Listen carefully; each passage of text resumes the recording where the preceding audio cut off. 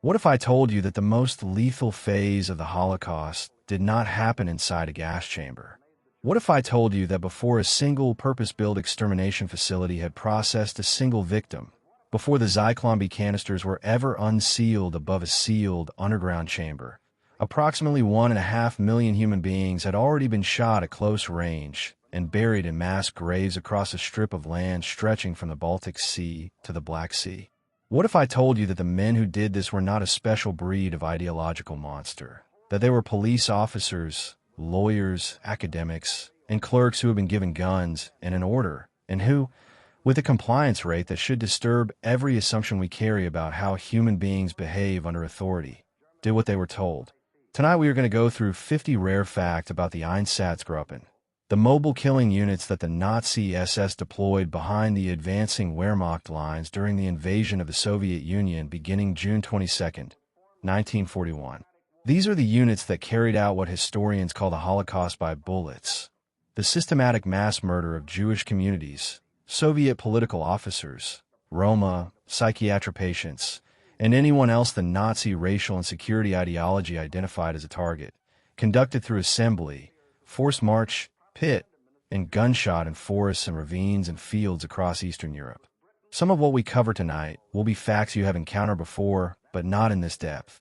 Some of it is documented evidence that the standard historical narrative has left at the edges, not because it is contested, but because its implications are so comprehensive that absorbing it fully requires a kind of attention that the compressed format of most history instruction does not allow.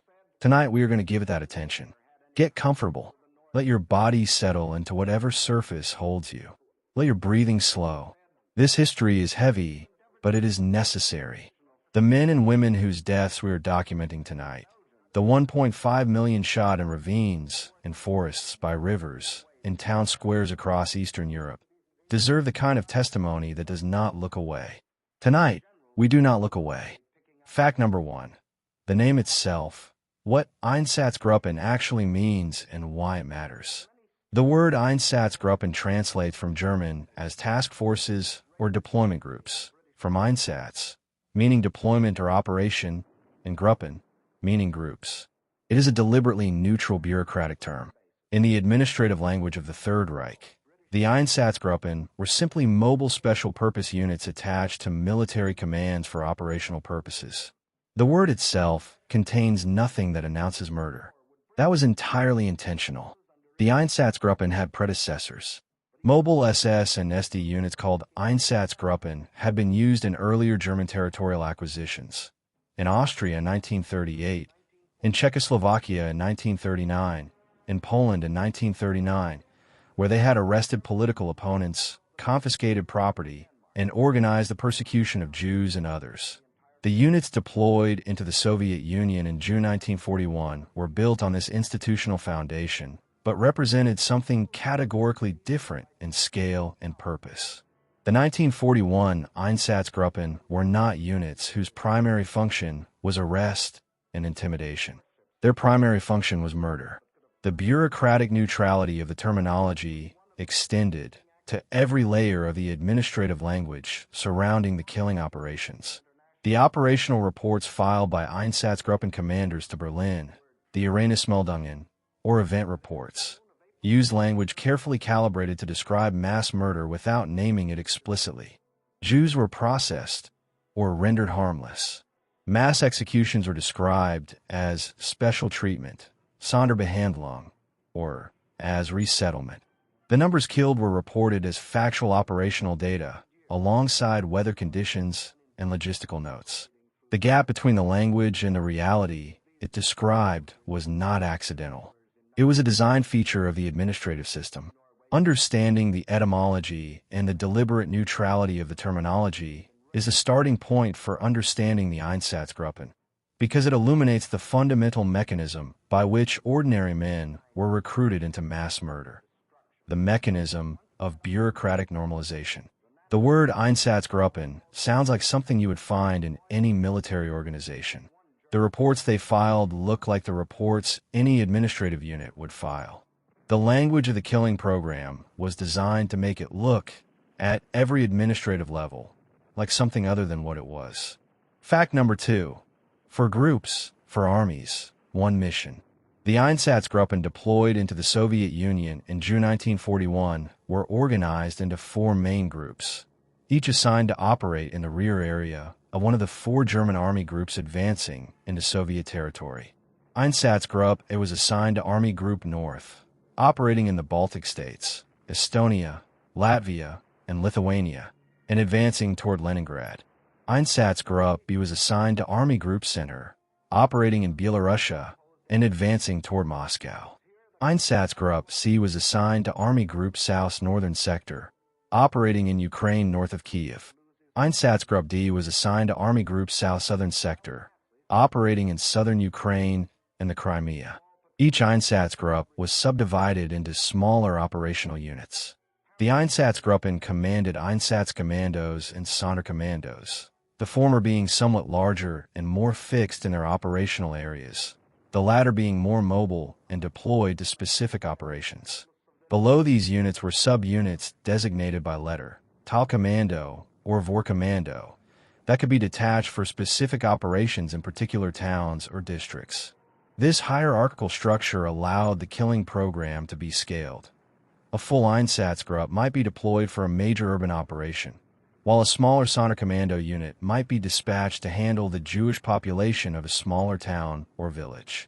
The 4 Einsatzgruppen, at their initial deployment, comprised approximately 3,000 men in total. This is a crucial number to hold in mind when considering the scale of what they accomplished. Approximately 3,000 men, operating across the enormous geographic expanse of the occupied Soviet Union, killed approximately 1.5 million people in the first year of their operations. They did not do this alone. They were systematically assisted by order police battalions, Wehrmacht units, and local collaborators in virtually every country they operated in, but the organizational core was approximately 3,000 men. The per capita killing rate of the Einsatzgruppen and their immediate auxiliaries is among the highest of any military or paramilitary force in history. The commanders of the 4 Einsatzgruppen were not, in the main, crude thugs or ideological fanatics in any obvious sense. Walter Stahlecker, who commanded Einsatzgruppe A, had a doctorate in law. Arthur Northeast by East, who commanded Einsatzgruppe B, was a professional police detective who had spent his career in criminal investigation. Paul Blobel, who commanded Sonderkommando 4A within Einsatzgruppe C and carried out the Babi-Yar massacre, was an architect. Ernst Bieberstein, who commanded a unit within Einsatzgruppe C, was a Protestant theologian and pastor. The intellectual and professional credentials of the Einsatzgruppen's leadership are part of the historical record and part of what makes the historical record so difficult to accommodate within comfortable frameworks about who commits atrocities. Fact number 3. The Commissar Order, the legal framework for murder. On June 6, 1941, 16 days before the invasion of the Soviet Union began, the Wehrmacht distributed the Kommissarbefehl, the Commissar Order.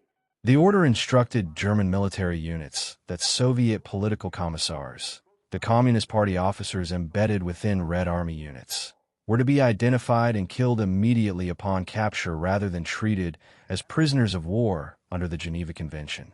The order was formally addressed to Wehrmacht units, but was coordinated with the Einsatzgruppen's operational mandate, which extended the category of people to be killed beyond commissars to include all Jews in Soviet government positions, all radical elements, and, in practice, all Jews. The Commissar Order was a deliberate violation of international law. The German military leadership knew this. Several senior Wehrmacht commanders raised objections, some on principle grounds, some on pragmatic grounds that the order would harden Soviet resistance by removing any incentive to surrender. The objections were noted, and the order was issued anyway. It was subsequently carried out by Wehrmacht units across the Eastern Front, in coordination with the Einsatzgruppen, who handled the larger-scale operations. The Commissar Order matters in the context of the Einsatzgruppen because it established, at the moment of the invasion's beginning, that the war in the East was going to be conducted on different terms than any previous German military campaign. There was no fiction of legal compliance, no pretense of following international conventions. The order was issued in writing, distributed through the military command structure, and implemented. It was a public declaration within the German military system that the war in the East was a war of extermination from the moment it began. The Commissar order was introduced as evidence at Nuremberg. Several Wehrmacht commanders who had issued it or implemented it were convicted. The order is significant not only for its direct effects, the murder of captured Soviet commissars, but for what it reveals about the relationship between the regular Wehrmacht and the Einsatzgruppen's killing program. The two operations were not separate. The Wehrmacht and the Einsatzgruppen operated in the same space, under coordinated command structures, with a shared ideological framework that defined the war in the East as a racial and ideological war of annihilation rather than a conventional military conflict. Fact number 4. The Erinnerungsmeldungen. Event reports filed from hell. Between June 1941 and April 1942, the Einsatzgruppen filed 195 numbered Erinnerungsmeldungen, event reports, with the Reich Security Main Office, RSHA, in Berlin. These reports, compiled from field submissions by individual units and edited into summaries by the RSHA's office, were distributed to senior Nazi officials including Heinrich Himmler, Reinhard Heydrich, and various Wehrmacht and Foreign Ministry officials. They constitute one of the most extraordinary archival documents in the history of the Holocaust, a running administrative record of mass murder, filed routinely alongside weather reports and logistical updates. The reports are specific. They list place names, dates, numbers. Erinnerungsmeldung 111, dated October 12, 1941, reported that Einsatzgruppe had killed a total of 118,430 Jews since the beginning of operations. Erinnerungsmeldung 143, dated December 8, 1941, provided cumulative figures for Lithuania: 136,421 Jews killed. Erinnerungsmeldung 51, dated August 13, 1941, described operations in Ukraine, including the killing of 4,200 Jews in Bielitz Cerkva, following the discovery that a group of Jewish children had been left alive after their parents were shot. A situation resolved, the report noted, by the subsequent killing of the children. The language of the reports is the bureaucratic language of administrative operations. The killings are described as executions, the victims as Jews categorized by gender and age, the operations as actions. The reports note when local populations assisted. They note logistical difficulties. They record the numbers of valuables confiscated. They describe the attitudes of local populations toward the killings, generally described as supportive in Lithuania and Latvia, more mixed in Ukraine, hostile in some areas. The reports are the voice of men doing an administrative job, filing paperwork at the end of the day, and the job they are describing is the murder of more than 1 million people. The Erinnerungsmeldungen were captured by Allied forces largely intact and were introduced as evidence at Nuremberg. They are now held in multiple archives across Germany, the United States, and Israel. Their survival is one of the most significant archival accidents of the war. Like the Wannsee Protocol, they were not supposed to be available to future prosecutors. Unlike the Wannsee Protocol, there were multiple copies and multiple points of distribution, and enough copies survived to provide a comprehensive record of the killing program's administrative structure from beginning to end. Fact number 5. Einsatzgruppe, the deadliest unit in the history of the Holocaust. Einsatzgruppe, operating in the Baltic states and northwestern Russia under the command of SS Brigadefuhrer Walter Stahlecker, compiled the highest killing rate of any of the 4 main Einsatzgruppen. By the time Stahlecker filed his comprehensive operational report in January 1942, a document of extraordinary detail that included a map showing the numbers killed in each region, with coffin symbols indicating the scale, his unit and its auxiliaries had killed approximately 229,052 Jews. This represented, in Lithuania alone, approximately 80% of the country's pre-war Jewish population. Stahlecker's January 1942 report is one of the most significant documents in Holocaust history.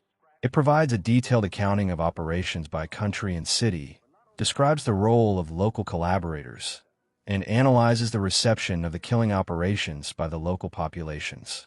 Staliker describes with evident satisfaction how quickly Lithuanian collaborators, once organized and armed, took initiative in carrying out killings, noting that the initial pogrom in Kaunas on the night of June 25 to 26, 1941, in which thousands of Lithuanian Jews were beaten to death by Lithuanian nationalists in a garage in the Slobodka district while German soldiers watched and photographed, was presented to the outside world as spontaneous popular violence rather than an organized German operation.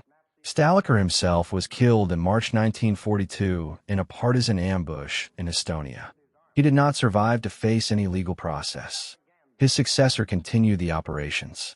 The January 1942 report he left behind, with its methodical accounting of the dead, its analysis of operational efficiency, its assessment of which local populations have been most cooperative, is the voice of a man who considered himself to be doing important work well. He was, by his own metrics. The metrics were the metrics of genocide. The map included in Staliker's report, showing coffin symbols of varying sizes over different regions, with numbers indicating the killed, and the notation that these figures represent only those killed by Einsatzgruppen A and do not include those killed by Lithuanian, Latvian, and Estonian auxiliary units, is one of the most haunting single documents in the Holocaust archive. It is a progress report. It is a map of achievement. The achievement it documents is the murder of hundreds of thousands of human beings, rendered in administrative cartography. Fact number 6. The Jaeger Report, the most detailed single record of mass murder in history.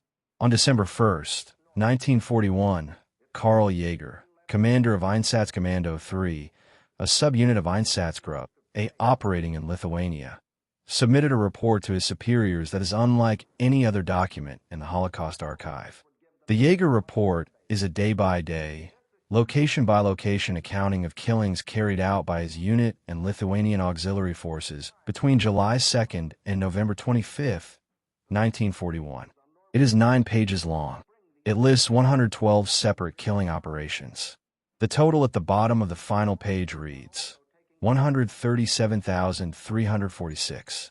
The report lists each action by date, location, category of victims, men, women, children, with specific subcategories, and number killed. The entries are brief and factual. A typical entry reads, August 15th to 16th, Rokiskis, 3,207 Jews, 5 Jewesses, 1 Lithuanian, F, 1 Pole, 1 partisan, 3,215 total. Another, September 26th, Kaunas 4 Fort, 1,608 Jewish men, 3,011 Jewish women, 1,344 Jewish children, 5,963 total. The accounting is the accounting of a bureaucrat filing an expense report. Meticulous, organized, specific, and utterly absent of any language that acknowledges what the numbers represent. Jaeger's report is extraordinary because of what it reveals about the operational tempo of the killing program. In the period it covers, approximately 5 months, his unit and its Lithuanian auxiliaries killed an average of approximately 900 people per day. They were not killing in one place. They were moving through Lithuania, arriving in town after town, organizing the assembly and shooting of the local Jewish population, and moving on. The logistical and organizational demands of this tempo, the transportation, the pit digging, the assembly of victims, the management of the shooting operations, the burial, the confiscation of valuables, were considerable, and Jaeger managed them with the competence of an experienced operations manager. Karl Jaeger was arrested by West German authorities in 1959, 18 years after he filed the report. He was discovered living under his own name in West Germany. He hanged himself in his prison cell before his trial could begin. He was 73 years old. His report had been discovered in Lithuanian archives in 1963 and authenticated. The document that records the murder of 137,346 human beings in exhaustive administrative detail was signed by a man who subsequently lived under his own name for 14 years in a country that had not been looking for him. Fact number 7. Babi Yar. 33,771 people in 2 days. On September 29th and 30th, 1941, Sonderkommando 4A of Einsatzgruppe C, commanded by Paul Blobel, in cooperation with Order Police battalions and Ukrainian police auxiliaries, carried out the massacre at Babi Yar, a ravine on the northwestern edge of Kiev. In 2 days, 33,771 Jewish men, women, and children were shot and buried in the ravine. The operation was the single largest 2-day mass killing of the Holocaust, and one of the largest in human history. The Jews of Kiev had been ordered to assemble at a specific location on the morning of September 29th, with instructions to bring their documents and valuables, and told that they were being resettled. Approximately 33,771 people complied. They were marched to the ravine at Babi Yar on the outskirts of the city, forced to undress, had their valuables confiscated, and were shot in groups at the edge of the ravine. The bodies fell into the ravine. The operation continued through the second day until the assembled crowd had been processed. The Babi Yar massacre was the product of a specific trigger: the bombing of German-held Kiev by Soviet agents using time-delayed bombs hidden in the city during its evacuation. The bombs killed German soldiers and officers and destroyed significant sections of the city center.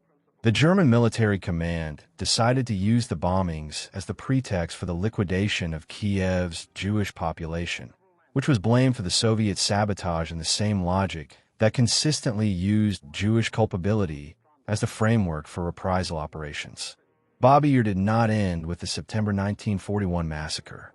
The ravine became the primary killing site for Kiev and the surrounding region, and executions continued there throughout the German occupation. By the time Soviet forces liberated Kiev in November 1943, it is estimated that between 100,000 and 150,000 people had been killed at Babi Yar. Jews, Soviet POWs, Roma, Ukrainian nationalists, and others. Babi Yar is one of the largest mass grave sites in Europe. A monument now marks the site. For decades under Soviet rule, the monument did not specifically identify the victims as Jewish.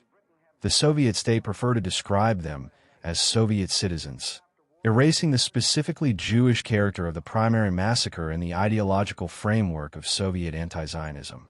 One survivor of the Babi Yar massacre is known: Dina Pranikiva, an actress at the Kiev Puppet Theater who is Jewish and who, having been forced to the edge of the ravine, fell before being shot and lay still among the bodies as the shooting continued around her. She subsequently crawled out of the ravine after nightfall. Her testimony, given after the war, is among the most significant eyewitness accounts of any Holocaust atrocity.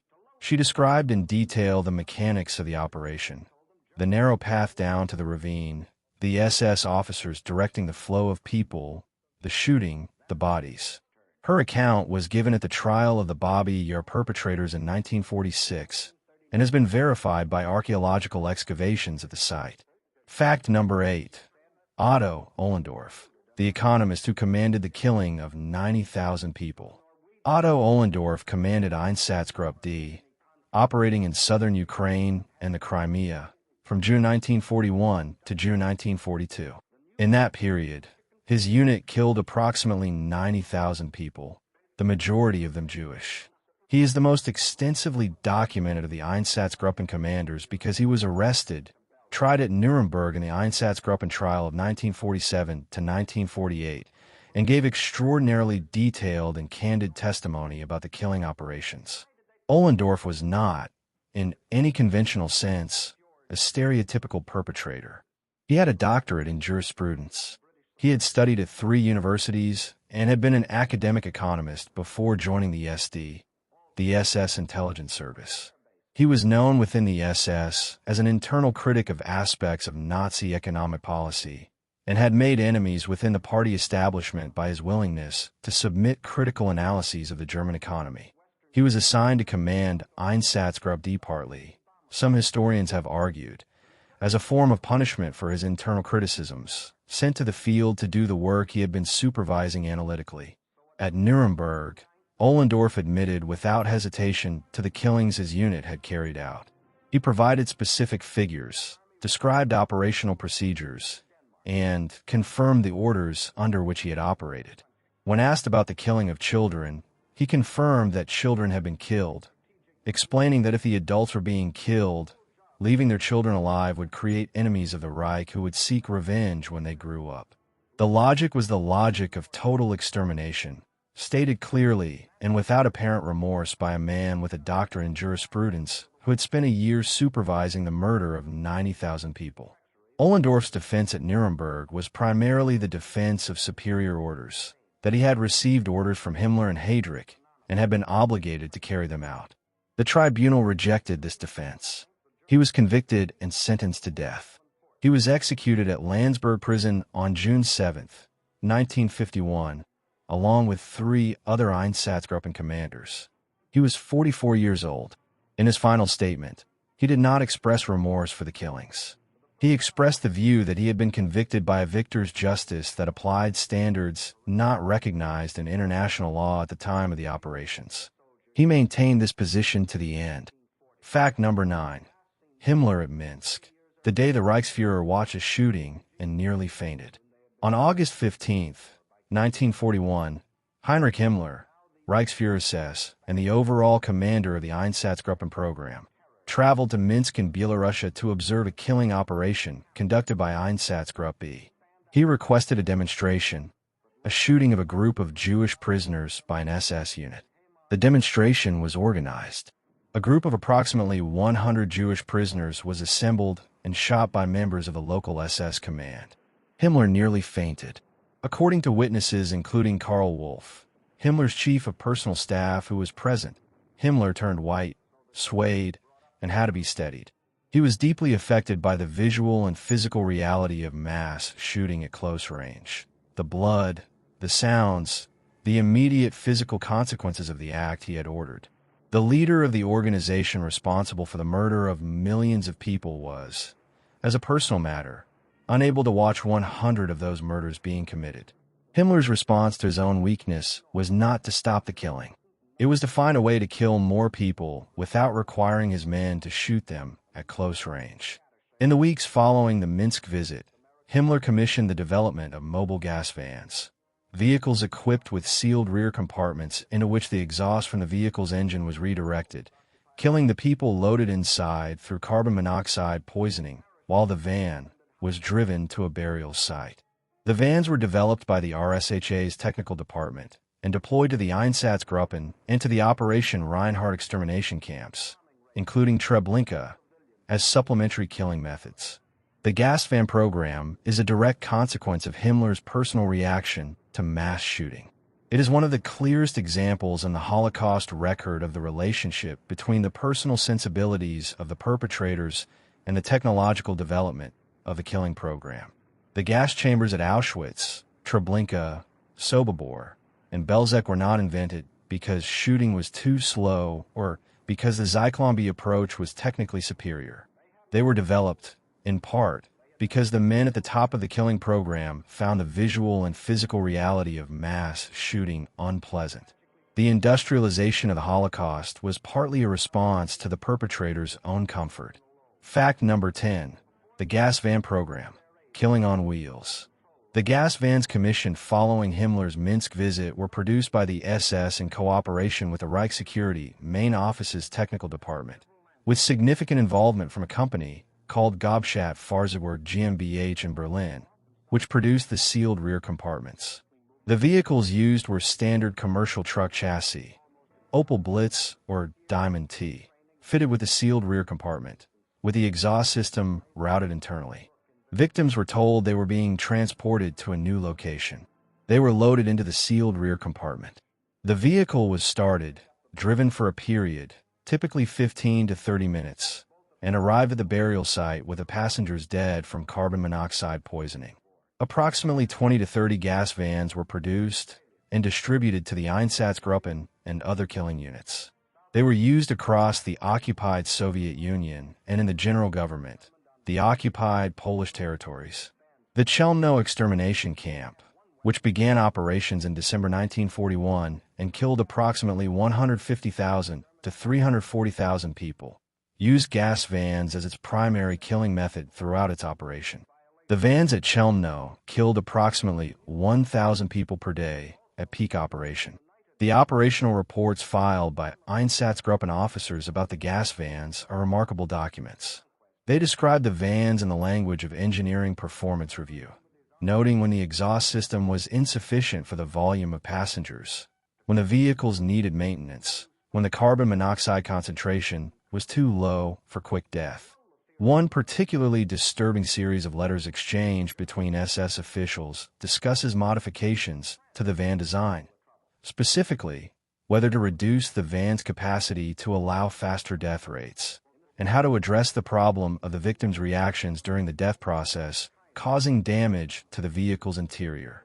The technical language wraps around an unspeakable reality with the same bureaucratic composure that characterized every other aspect of the killing program. The gas vans were supplementary to shooting in the Einsatzgruppen context. They were used particularly when mass shooting was considered logistically difficult or when the visibility of mass shooting operations in populated areas was a concern. They were phased out as the dedicated extermination facilities came into operation, but they continued to be used in some areas through 1943.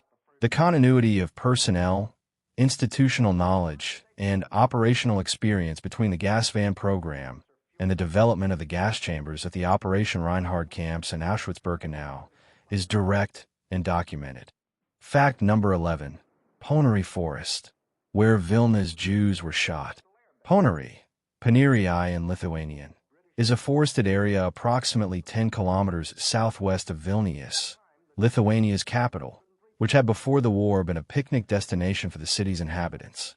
It had been selected before the German invasion as a site for Soviet fuel storage, and large pits had been dug into the sandy soil. When Einsatzgruppe and its Lithuanian auxiliary collaborators began the mass killing of Vilna's Jewish population in July 1941, Ponary was selected as the execution site. The pits the Soviets had dug for fuel storage became mass graves. Between July 1941 and July 1944, approximately 70,000 to 100,000 people were killed at Ponary, the majority Jewish, but also including Soviet POWs, Polish civilians, and Lithuanian political prisoners. The killings were carried out primarily by a Lithuanian unit known as the Ypatingasis Berries, the Special Squad, under German supervision. The Lithuanian collaborators who staffed the Special Squad were drawn from a pool of volunteers who had responded to a German recruitment effort in the early days of the occupation. They received payment for their work. The Ponary massacre site is directly connected to Abba Kovner's January 1942 declaration, the resistance manifesto discussed in the previous script in this series. Kovner had access to information from people who had survived or escaped from Ponary, and it was the specific knowledge of what was happening in the forest that drove his understanding that the deportations were not resettlement, but murder. His declaration, made on New Year's Day 1942, naming the killings explicitly and calling for armed resistance, was the product of an information environment in which the evidence of what was happening at Ponary was circulating through the Vilna ghetto despite German attempts to prevent it. In 1943, as the German military situation deteriorated and the likelihood of eventual defeat became apparent, the SS organized an Action 1005 operation at Ponary, the program for exhuming and burning mass grave evidence. A group of approximately 80 Jewish and Soviet POW prisoners were chained at night in a pit and forced during the day to exhume and burn the bodies in the Ponary pits. After weeks of this work, the prisoners, aware that they would be killed when the evidence destruction was complete, organized an escape. On April 15, 1944, approximately 40 of them managed to tunnel out of their pit and escape into the forest. About 15 survived to liberation. Their testimony confirmed the scale of the Ponary killings and the evidence destruction operation. Fact number 12. The Rumbula Massacre. The worst 2 days nobody talks about. On November 30th and December 8th, 1941, approximately 25,000 Jews were killed at Rumbula Forest, approximately 10 kilometers southeast of Riga, Latvia. The massacre was organized by Friedrich Jekyll, the higher SS and police leader for the Ostland, one of the most senior SS officers in the Baltic region, in coordination with Einsatzgruppen and Latvian auxiliary police. The Rumbula massacre killed the majority of the remaining Jewish population of Riga in 2 days. The November 30th shooting was nearly stopped by Heinrich Himmler himself. On the morning of November 30th, as the first group of Jews from the Riga ghetto was being marched to Rumbula, Himmler telephoned Friedrich Jekyll and told him that Jewish immigration, meaning deportation to the camps in the east, was not to be carried out. Himmler's order was delivered too late to stop the operation already in progress. On the morning of November 30th, a transport of approximately 1,000 Jews from Berlin who had been sent to Riga and had arrived the previous day were also shot at Rumbula. German Jews killed alongside Latvian Jews in an operation that Himmler's own order had technically forbidden. The killing of German Jews in the November 30th operation was not supposed to happen. The German Jews who had been deported east were, at that stage of the policy's development, expected to be held in ghettos and camps rather than immediately killed. The decision to extend the final solution to the Jews of Western Europe had not yet been formally made.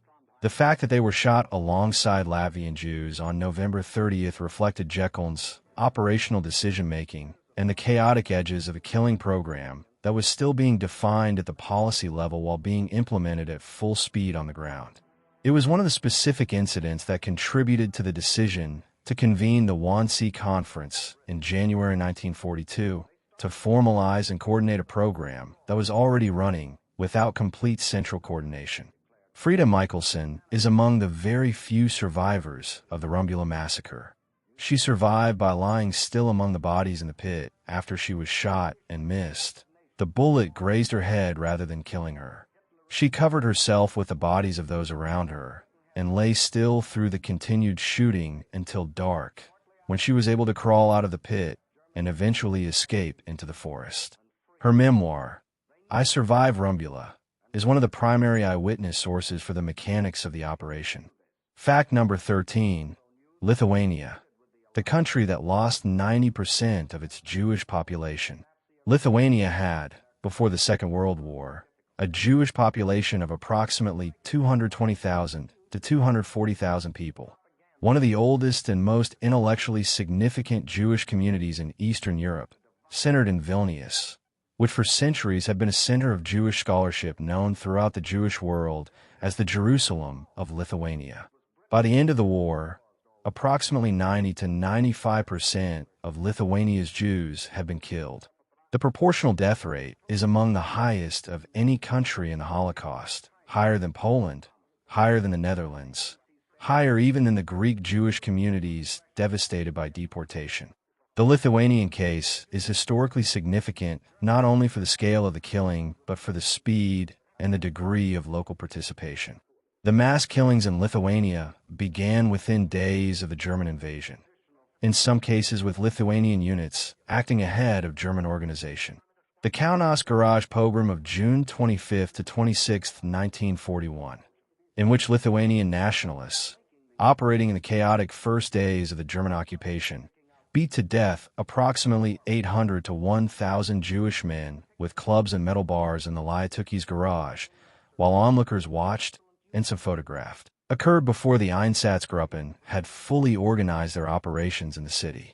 The Lithuanian auxiliary units that subsequently operated under German supervision, the Roll Commando Hammond and various police and volunteer units, carried out the majority of the killings in rural Lithuania between July and December 1941 with extraordinary thoroughness.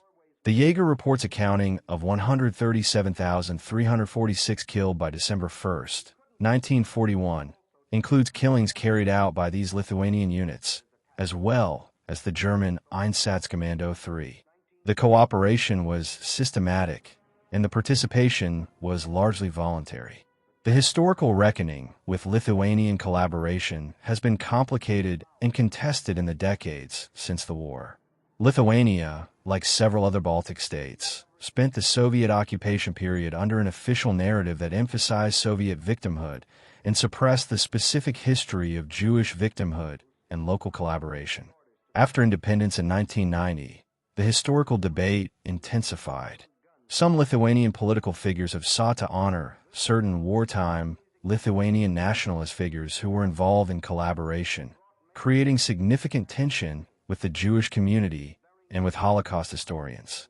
The full reckoning with Lithuania's wartime history remains a live political and cultural question. Fact number 14. Estonia. The first country declared Judenfrei.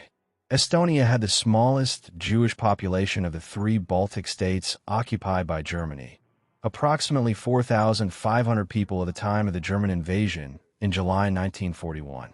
By the time the Wannsee Conference convened in January 1942, Estonia was declared Judenfrei, free of Jews. The approximately 4,500 Estonian Jews had been killed in the preceding months by Einsatzgruppen and its Estonian auxiliary collaborators, making Estonia the first and only country in Europe to achieve the final solution's stated goal of total elimination of the Jewish population during the war. The Estonian case is historically significant for several reasons. First, the speed. The killing of 4,500 people was accomplished in a few months, demonstrating the operational capacity of the Einsatzgruppen when operating against a small and geographically concentrated population. Second, the scale of local collaboration. Estonian auxiliary units were active participants in the killing operations, motivated by a combination of nationalist ideology that associated Jews with Soviet power, opportunistic anti-Jewish violence, and in some cases direct material benefit from the confiscation of Jewish property. Estonia was also, during 1942 and 1943, a site of imported killing. Jews from Western Europe who were deported to Estonia for forced labor and subsequent murder.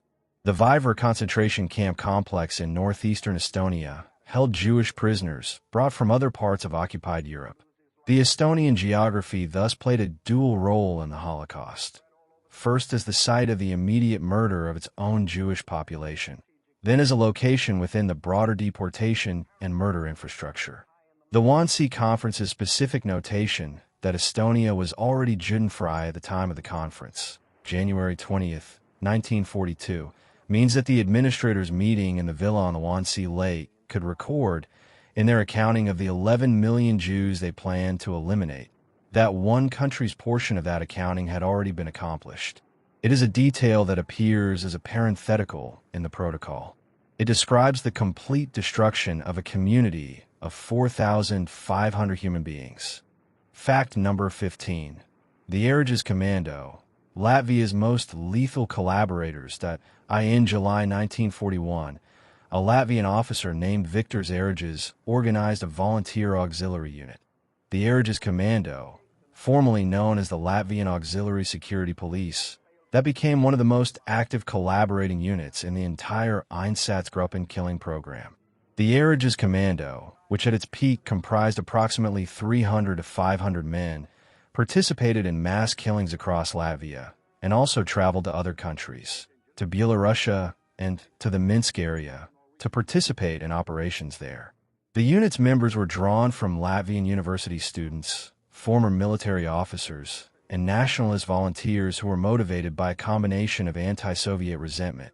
Latvia had been occupied by the Soviet Union between 1940 and 1941 and had experienced Soviet deportations and political repression, and anti-Semitism that was ideological, opportunistic, or both. The Heydrich Commando received pay, housing, food, and alcohol as material compensation for their participation. Several studies of the unit have emphasized the social dynamic within it. The unit operated as a cohesive group with its own culture, and the group dynamic reinforced participation in ways that made individual refusal difficult. Viktor Heydrich survived the war and lived in West Germany under his own name for decades after 1945. He was eventually identified through the work of Nazi hunters and Latvian exile community members who recognized him. He was arrested in 1975 and tried in West Germany. He was convicted in 1979 of the murder of at least 26,000 people and sentenced to life imprisonment. He died in prison in 1988. The 34-year gap between the end of the war and his conviction is one of the more extreme examples of the impunity that characterized the post-war careers of Einsatzgruppen collaborators. The Heydrich commando case is significant for what it reveals about the diversity of motivations among collaborators. The men of the Heydrich commando were not coerced into participation. They volunteered. They received material benefits. But material benefits alone do not explain the enthusiasm with which many unit members participated.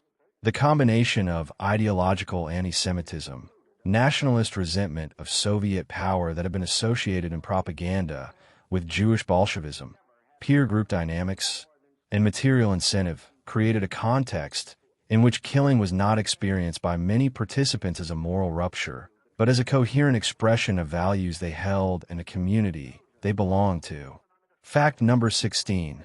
The Kaunas Garage Pogrom. The morning Germany watched. In the early days of the German occupation of Kaunas, Lithuania's second city, a wave of violence against the Jewish population began that the German authorities carefully allowed to appear spontaneous. On the night of June 25 to 26, 1941, 3 days after the German invasion began, a group of Lithuanian nationalists, under the loose coordination of a German intelligence officer, assembled Jewish men from the surrounding neighborhood in the courtyard of the Liatukis garage in central Kaunas and began beating them to death with clubs, iron bars, and shovels. German soldiers and officers who were in the area watched. Some photographed, some filmed. One witness described a man standing on the bodies of those already killed and playing the Lithuanian national anthem on an accordion while the killing continued around him. Crowds of Lithuanian civilians watched from the sidewalks. The killing continued for several hours. Between 800 and 1,000 Jewish men were beaten to death in the Liatukis garage courtyard. The Kaunas garage pogrom is documented in both German military photographs, which were subsequently used as evidence of atrocities and which circulated among German soldiers as souvenirs, and an eyewitness testimony from German military officers who were present and who expressed varying degrees of discomfort in their reports and letters. What is established in the historical record is that no German officer or soldier intervened to stop the killing, and that the German authorities, far from objecting, had facilitated the conditions that made the pogrom possible by encouraging Lithuanian nationalist groups and by providing them with a context of licensed violence. The specific significance of the Kaunas garage pogrom in the context of the Einsatzgruppen program is that it was used as a template for the broader strategy of encouraging local pogroms as the first stage of the killing program in each newly occupied territory. The German preference was for local populations to begin the violence themselves. This served the dual propaganda purpose of appearing spontaneous rather than organized, and of implicating local populations in the killing program, making them complicit in a way that foreclosed future cooperation with any Allied investigation. The encouragement of local pogroms was deliberate operational policy, documented in Heydrich's pre-invasion instructions to the Einsatzgruppen. Fact number 17. The Ninth Fort, Kaunas's killing ground. The Ninth Fort is one of a series of fortifications built around Kaunas in the 19th century as part of the Tsarist Russian defensive network. Under German occupation, it became the primary execution site for the Kaunas area, a place where Jewish prisoners from the Kaunas ghetto, Jews transported from Western Europe, Soviet POWs, and others were brought and shot. Approximately 30,000 people were killed at the Ninth Fort between 1941 and 1943. The Ninth Fort was used for major mass shootings from the beginning of the German occupation. On October 28, 1941, a date known in Lithuanian Jewish history as the Great Action, approximately 9,200 Jews from the Kaunas ghetto were selected, marched to the Ninth Fort, and shot. The selection was conducted in the Kaunas ghetto's central square by German and Lithuanian authorities who sorted the ghetto's population into groups, directing those selected for death to the side of the square that led to the fort. Jewish ghetto police were ordered to participate in the selection process under threat of their own families being included in the transport. The experience of the great action, the selection, the march, the knowledge of what was happening, was recorded by multiple diarists in the Kaunas ghetto. The Ninth Fort was also, in late 1941 and early 1942, the site of killings of Jews deported from Western Europe, from France, from Germany, from Austria. The deportees had been told they were being resettled in the East. They arrived in Kaunas, were held briefly at the fort, and were shot. Their families in Western Europe received no information about their fate. The deception continued at the point of departure.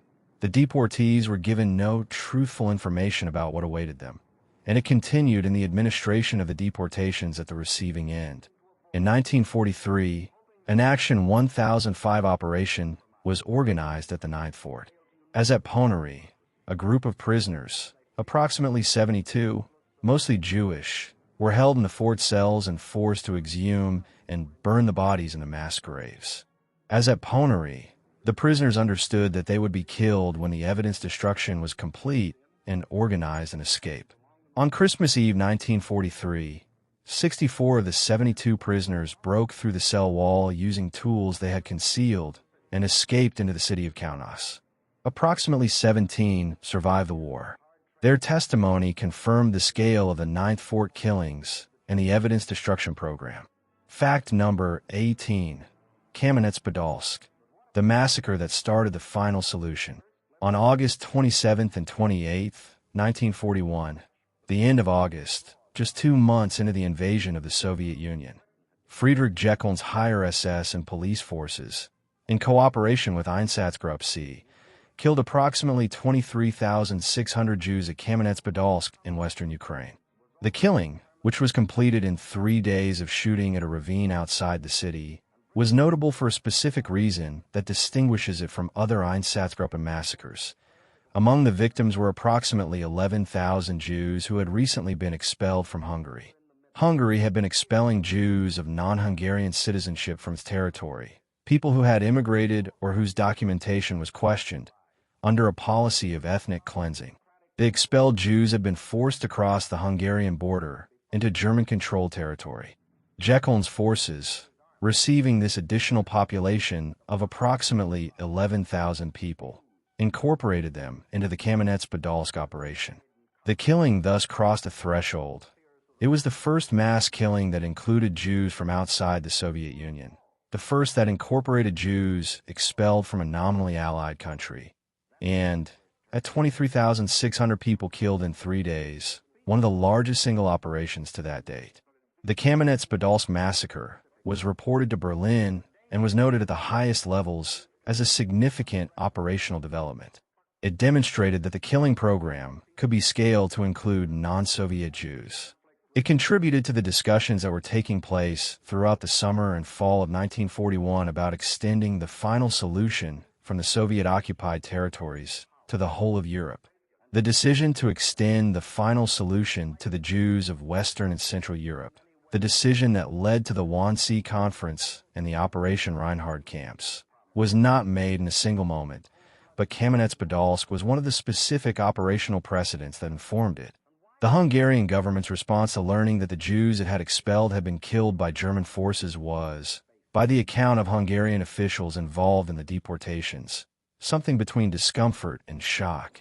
The Hungarian government had not expected the expelled Jews to be murdered. This discomfort did not prevent Hungary from continuing its deportation policies. The Kamenets-Podolsk massacre is thus also an early example of the relationship between nominally Allied governments' anti-Semitic policies and the German killing program, a relationship that would reach its most extreme expression in the May July 1944 Hungarian deportations. Fact number 19. Ordinary men. The police unit that chose to keep killing. Reserve Police Battalion 101 was a unit of the German Order Police, the Ordnungspolizei, composed primarily of middle-aged men from Hamburg who were too old for regular military service, but who were mobilized as a reserve police unit and deployed to occupied Poland in the spring of 1942. They were not SS. They were not ideologically selected.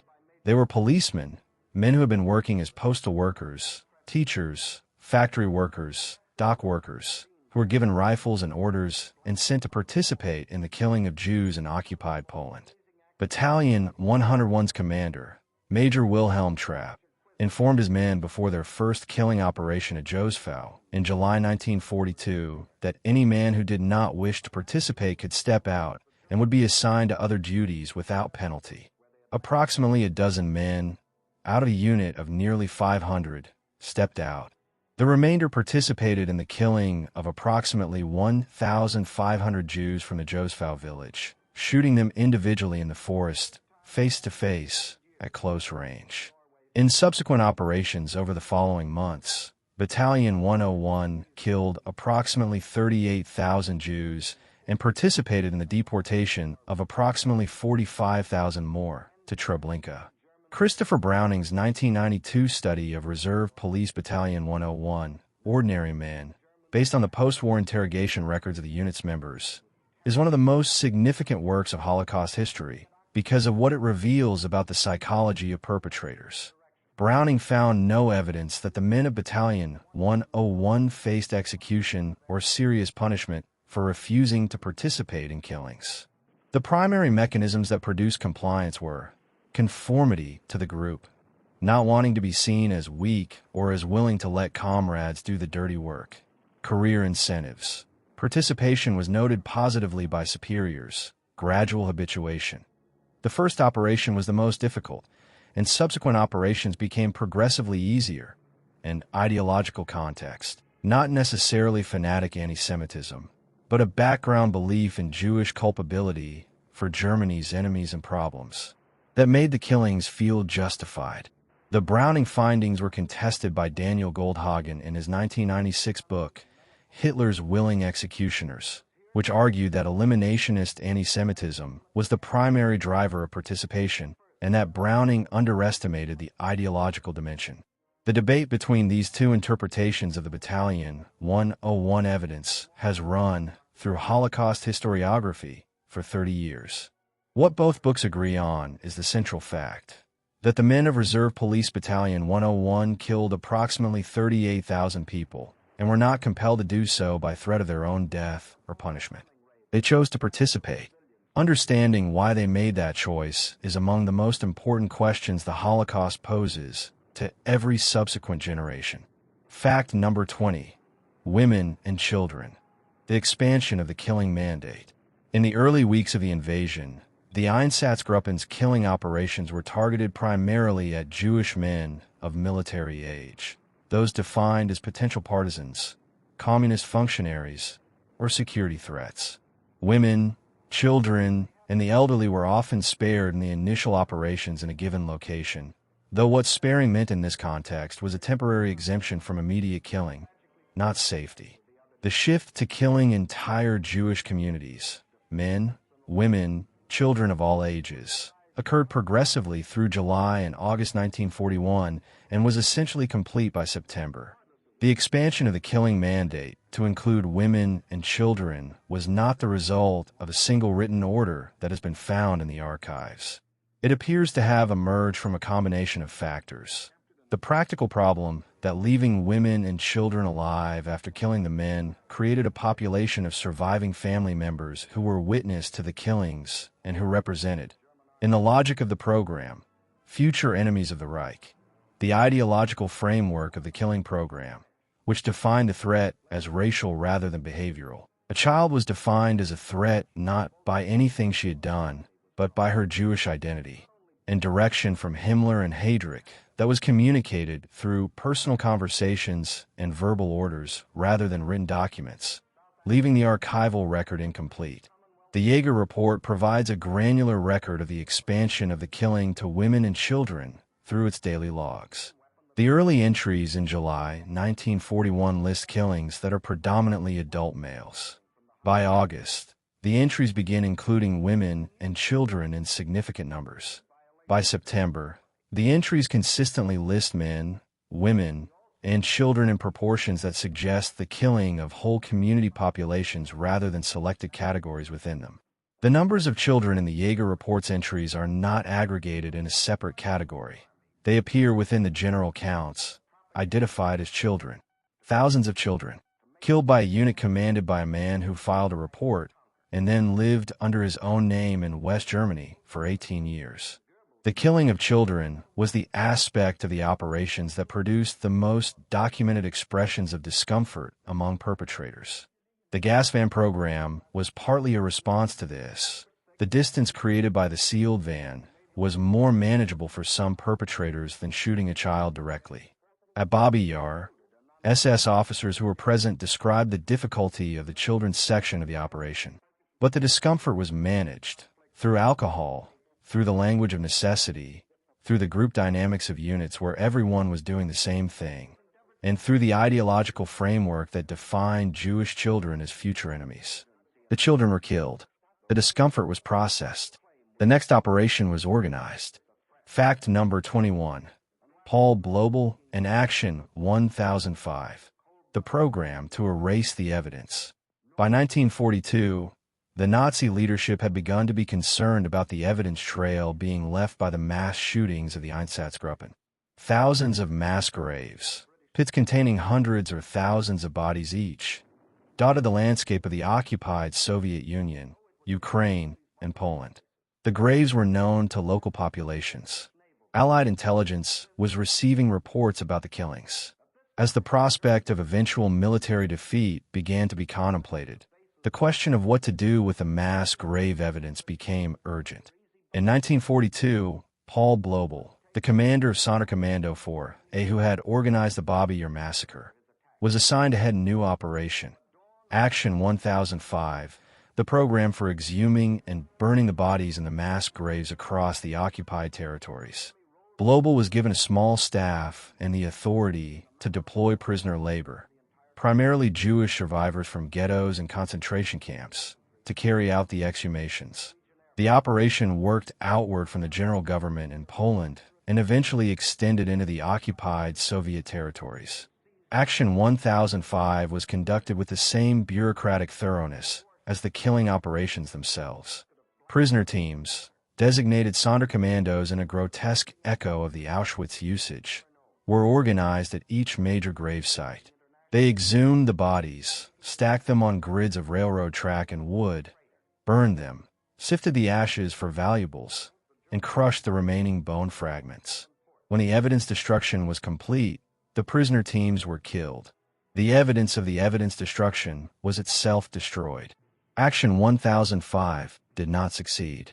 The scale of the operation, millions of bodies across thousands of sites across an enormous geographic area, was too large to be completed before the Soviet advance made continued operations impossible in the eastern areas. The mass graves were found by Soviet forces and by post-war investigators. The forensic evidence of the killings, the mass graves, the bullet fragments, the physical evidence of the victims, survived in sufficient quantity to provide the material evidence base for the historical and legal record. But the attempt to erase the evidence tells us something important. The perpetrators knew that what they had done was something the world would, if it ever learned the full truth, hold them accountable for. Fact number 22. The academic credentials of the commanders. What the intellectual profile tells us. One of the most disturbing facts about the Einsatzgruppen command structure is the educational profile of its leadership. Of the 24 men who held senior command positions in the 4 Einsatzgruppen and their subunits, positions at Einsatzgruppe commander or Einsatzkommando commander level, approximately 15 held doctoral degrees. They were lawyers, economists, physicians, philologists, theologians. Several had been academics. Several had been successful professional practitioners in their fields before joining the SS. Walter Staliker, who commanded Einsatzgruppe A, had a law doctorate and had served as a senior police administrator.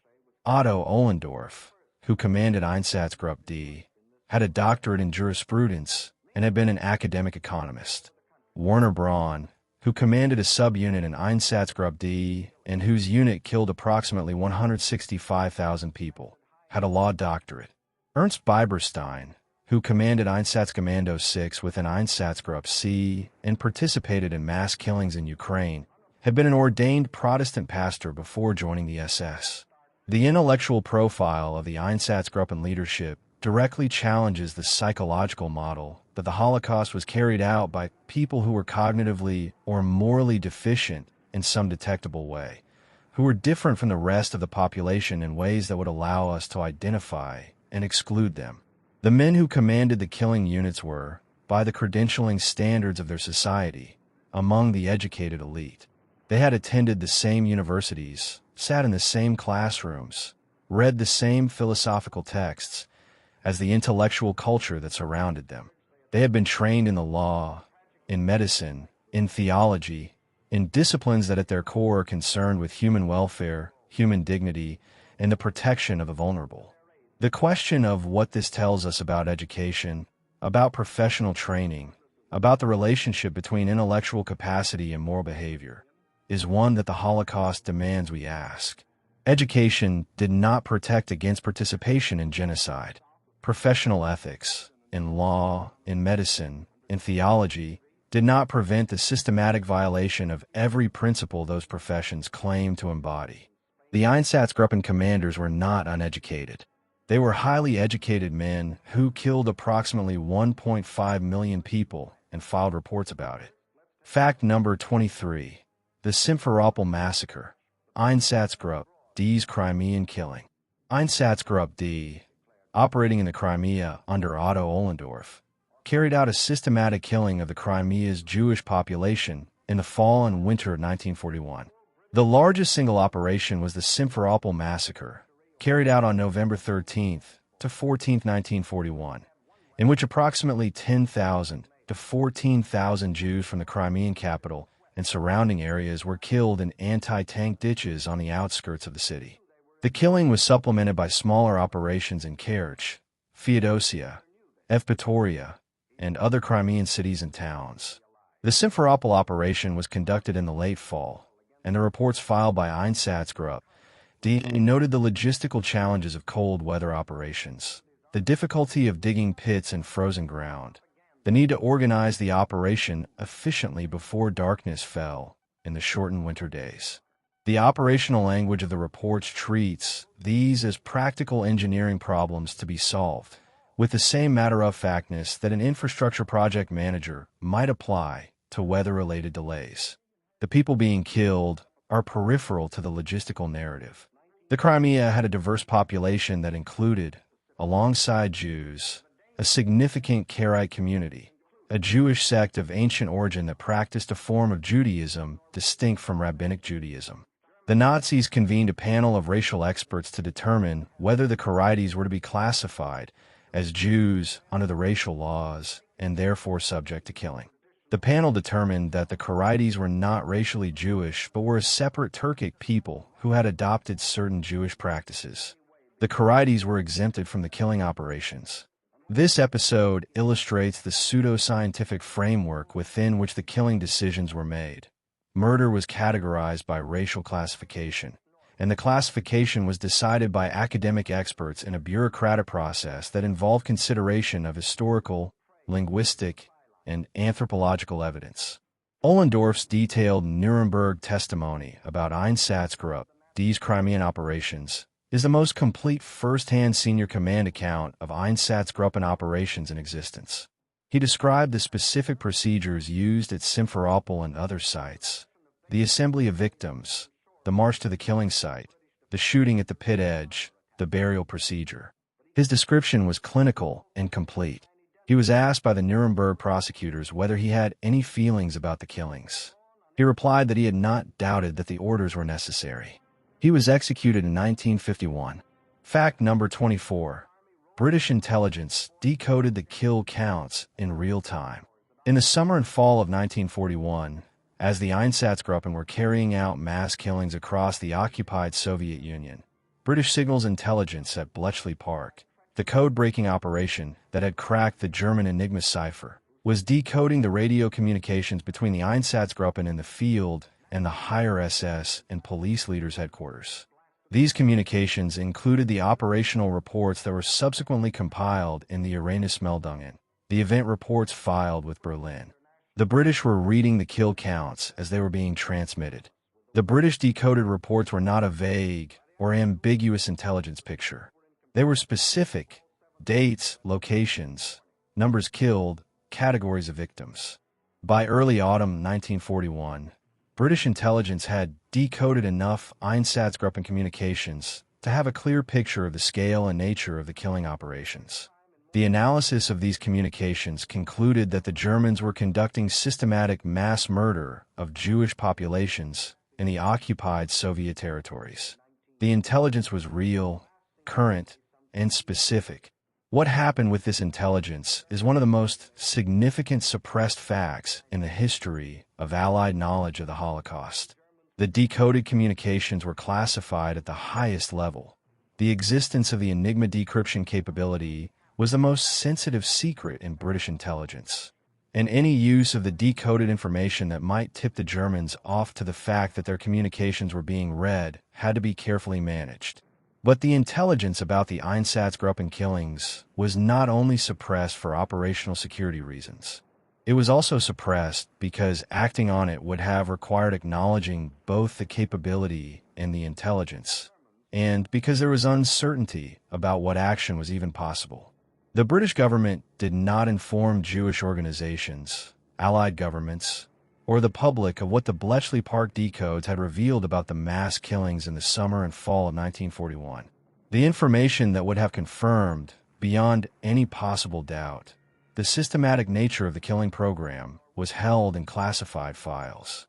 In December 1942, more than a year after the British had decoded detailed kill count reports, the Allied governments issued a joint declaration condemning the extermination of the Jews.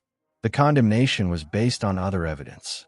The specific Bletchley Park intelligence about the Einsatzgruppen remained classified until historians gained access to it decades after the war.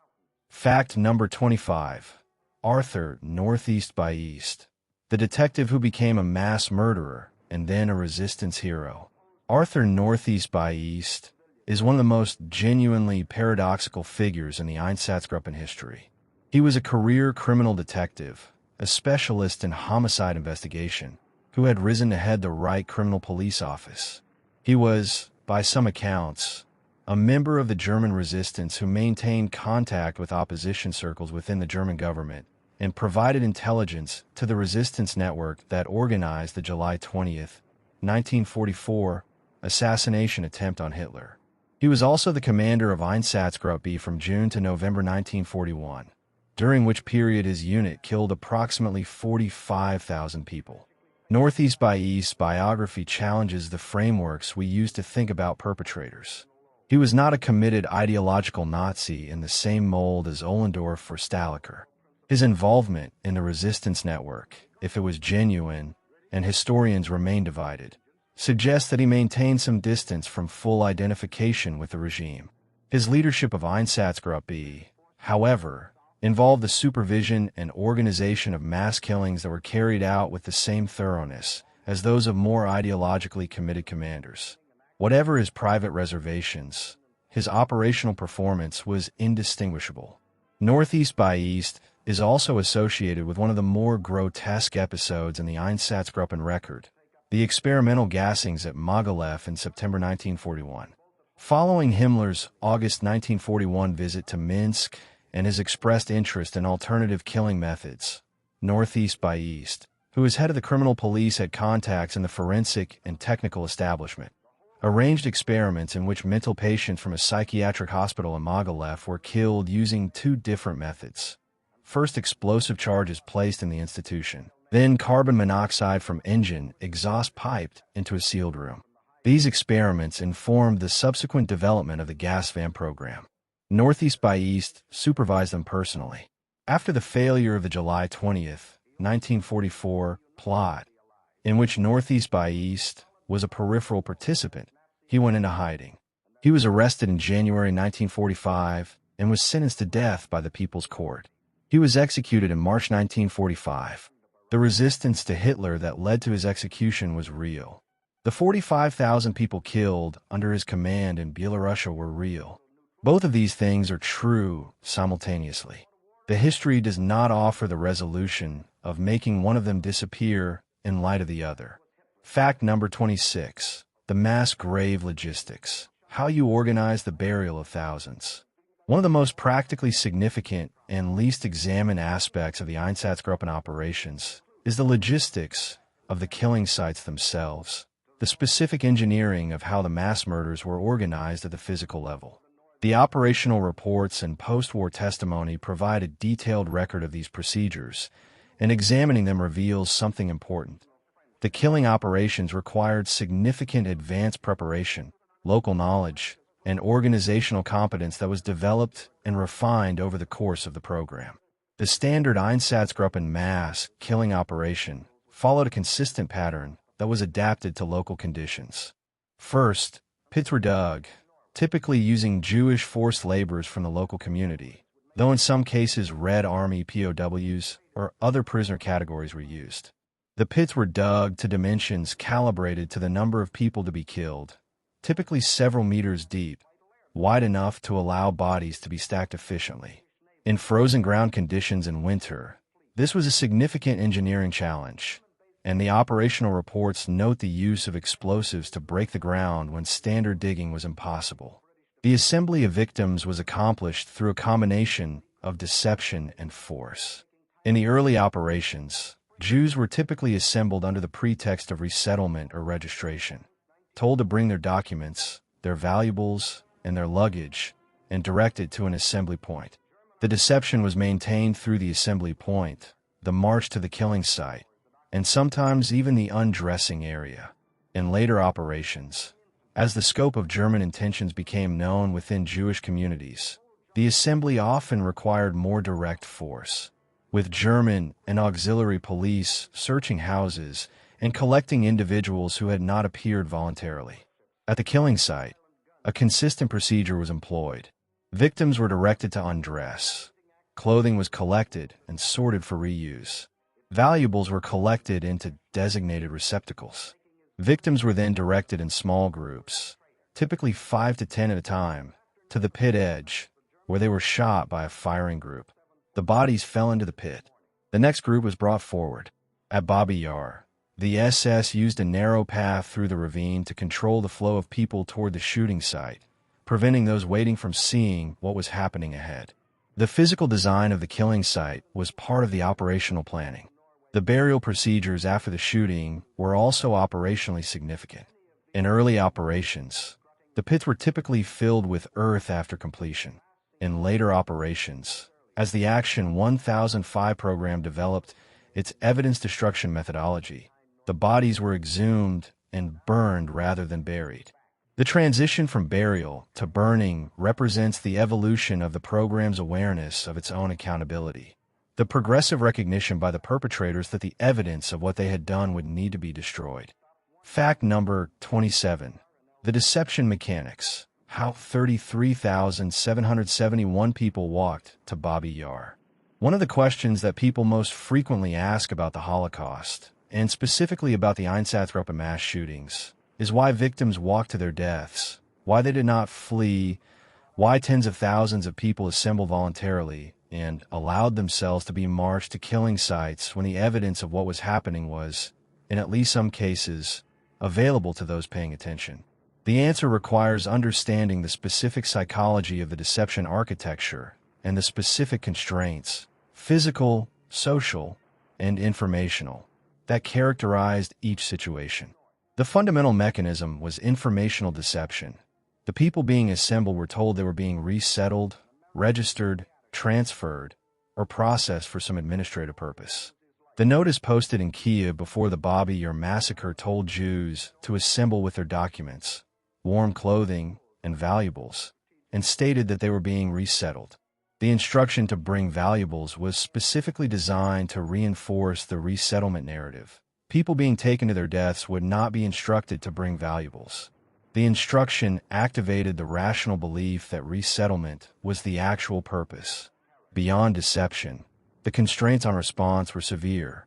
The people being assembled were embedded in communities where the German occupying power had established total administrative control, where movement outside designated areas was prohibited on pain of death, where the possession of unauthorized information was dangerous. and where the social and family networks that might have organized collective resistance have been systematically disrupted by the preceding weeks or months of occupation. The decision to comply with an assembly order was made by individuals who were weighing the risk of noncompliance, which was visible and immediate, against the risk of the assembly's destination, which was uncertain and deniable. The specific experience of people who survived Babi Yar, Ponary, Rumbula, and other major shooting operations provides the most direct evidence of how the deception operated and the point at which it broke down. Dina Pranikiva, the Babi Yar survivor, described the moment when the deception dissolved, the moment when, having been marched down the narrow path toward the ravine, the people in the column could hear shooting ahead and understand what was happening. At that moment, the moment when deception gave way to reality, some people broke from the column and ran. They were shot by SS guards positioned along the path for precisely this contingency. The deception was engineered to delay the moment of understanding until flight was no longer possible. The moral weight of the question, why did they not resist, has been extensively examined and is, in the judgment of most historians who have engaged with it directly, a question that imposes a false standard. The specific conditions of each assembly, the unfamiliar environment, the armed guards, the family groups that could not act without endangering the children among them, the rational calculation that compliance might mean survival and resistance meant certain death, created a situation in which the choices available were not the choices the question implies. The deception was effective because it was engineered by people who had studied how human beings respond to uncertainty and threat, and who had optimized the assembly process to minimize the window in which resistance was possible. Fact number 28. Dina Pranikiva, the woman who survived Babi Yar. Dina Myronovna Pranikiva was 29 years old when she walked toward the ravine at Babi Yar on September 29, 1941, with approximately 33,000 other Jewish residents of Kiev. She was an actress at the Kiev Puppet Theater. She had a non-Jewish husband. She had initially told the German control point that she was not Jewish. Her appearance allowed her pass, but she was recognized by a neighbor who knew her identity. She was sent to the Jewish side.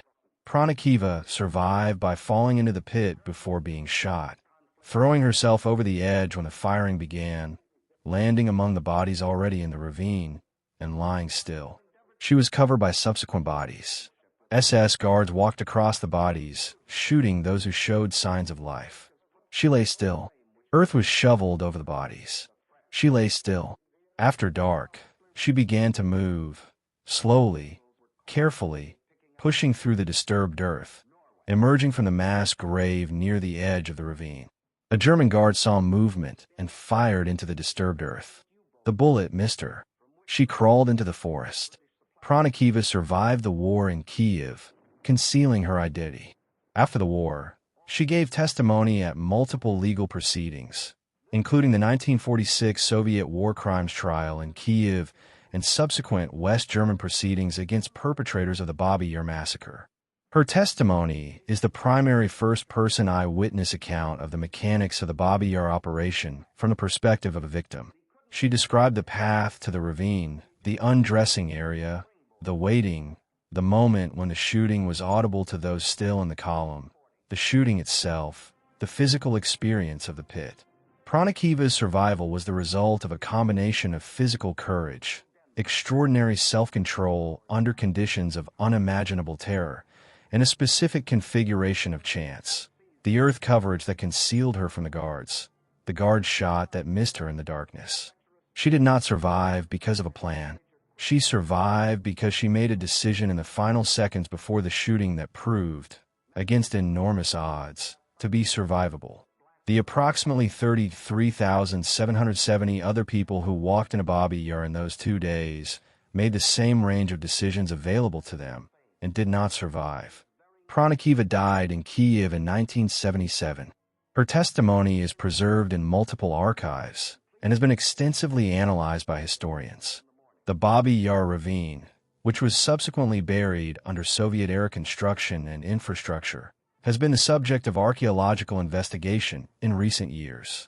Ground-penetrating radar and soil analysis have confirmed the location of the mass graves and provided physical corroboration of the testimony that survivors like Pranikiva provided. Fact number 29. Lithuanian rescuers.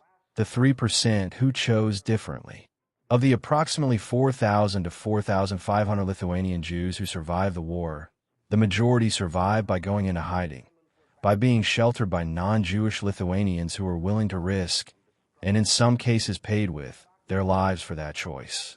Yad Vashem, Israel's Holocaust Remembrance and Research Authority, has recognized approximately 900 Lithuanians as righteous among the nations, the designation given to non-Jews who risked their lives to save Jews during the Holocaust. The number is almost certainly an undercount, since many rescue activities went unrecorded and many rescuers died without their actions being documented. The Lithuanian rescuers operated in an environment that made rescue extraordinarily dangerous. The German occupation authorities imposed the death penalty for sheltering Jews. They offered rewards for informing on Jews in hiding and for identifying those who sheltered them. The social environment in many Lithuanian communities was hostile to Jews, and the visibility of a Jewish person in hiding was a constant threat. Neighbors, delivery people, acquaintances who might recognize a face or a manner. The rescuers had to maintain the concealment from everyone outside their immediate trust circle for months or years. The stories of individual Lithuanian rescuers are documented in the Yad Vashem archives and in the testimony records of survivors. They include farmers who hid Jewish families in barns and root cellars, urban families who concealed individuals in attics and hidden rooms, priests who provided false identity documents, and individuals who used professional positions as administrators, as medical personnel, to provide cover and resources. The motivations that rescuers described in their testimonies range from religious conviction to personal friendship to a straightforward moral sense that what was happening was wrong and required action. The rescuers represent a critical counter-evidence to any deterministic interpretation of the Lithuanian collaboration record. The collaboration was real and widespread. The rescue was also real, though far less widespread. The existence of both, in the same country, in the same communities, under the same conditions, means that the choice to collaborate was not the only choice available. Some people, under the same conditions, made the other choice. The difference between the collaborators and the rescuers was not primarily situational. It was a matter of values, of moral orientation, of what a person decided mattered more when the stakes were highest. Fact number 30. The Kharkiv Massacre. Ukraine's second city and its Jewish community. Kharkiv was the second largest city in Ukraine and had been the Soviet Ukrainian capital before Kiev. Its pre-war Jewish population was approximately 130,000. When German forces occupied the city in October 1941, the Jewish population that had not been evacuated with the Soviet authorities, approximately 20,000 to 30,000 people, came under German control. Over the following months, the German authorities organized the concentration and killing of Kharkiv's remaining Jews in a ravine called Drobitsky Yar on the outskirts of the city. The Drobitsky Yar killings were carried out in December 1941 and January 1942. The Jews of Kharkiv were assembled in a tractor's factory that had been converted to a holding facility, held in conditions of extreme cold and starvation for several weeks, and then transported in groups to the ravine where they were shot. Approximately 12,000 to 15,000 people were killed in the operation. The killing of Drobitsky Yar was carried out by Sonderkommando 4A, the same unit, commanded by Paul Blobel, that had carried out Babi Yar, along with order police units and Ukrainian auxiliary forces. The Drobitsky Yar site was rediscovered and excavated in the post-Soviet period. Like Babi Yar, it had been built over by Soviet-era construction. In this case, a children's sanatorium was built on the site in the post-war years. The discovery of the mass graves beneath the sanatorium's grounds was a significant event in Ukrainian historical reckoning with the Holocaust. A memorial was eventually established at the site. The specific story of Drobitsky Yar, the tractor's factory holding facility, the winter cold, the weeks of starvation before the shooting, is one of the more completely documented of the Ukrainian mass killing operations because of the combination of German operational records, post-war Soviet investigation, and survivor testimony.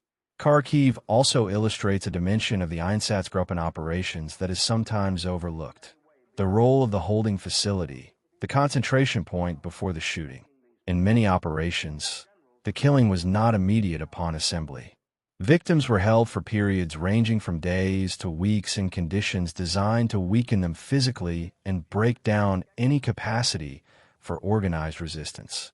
The Tractors Factory in Kharkiv, the 9th Fort in Kaunas, the Ponary assembly points, all of these were intermediate stages in a process that began with assembly and ended with shooting. The deliberate use of starvation and exposure in the holding facilities was itself a lethal mechanism, and people died in the holding facilities before ever reaching the killing site. Fact number 31. The weapons used. What the shooting actually looked like. The primary weapon used in Einsatzgruppen mass shootings was the standard German service pistol, the Walther PPK, or P-38, or the submachine gun, particularly the MP-40. In larger operations where the volume of victims required faster throughput, military rifles, the Karabiner 98K, were also used. The shooting technique that became standard in Einsatzgruppen operations after early experiences revealed that face-to-face shooting at the pit edge was particularly difficult for the shooters to sustain was the next shot. The victim kneeling at the pit edge, the shooter firing a single round into the back of the neck at the base of the skull.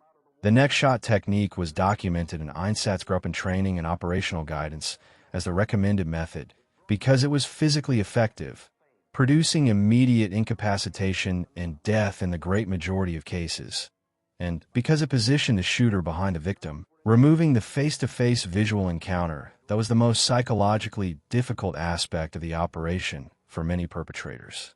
The shot from behind, at the base of the skull, was the standard method at the major killing sites including Babi Yar, Ponary, and the 9th Fort. The ammunition consumption of major killing operations was significant.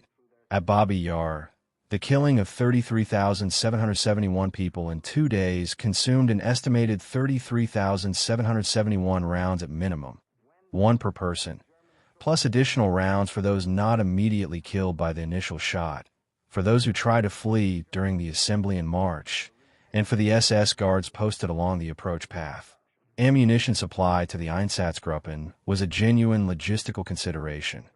The operational reports note in several places the need to requisition additional ammunition supplies, and the development of alternative killing methods, including the gas vans, was partly motivated by the desire to reduce ammunition consumption at high-volume killing sites.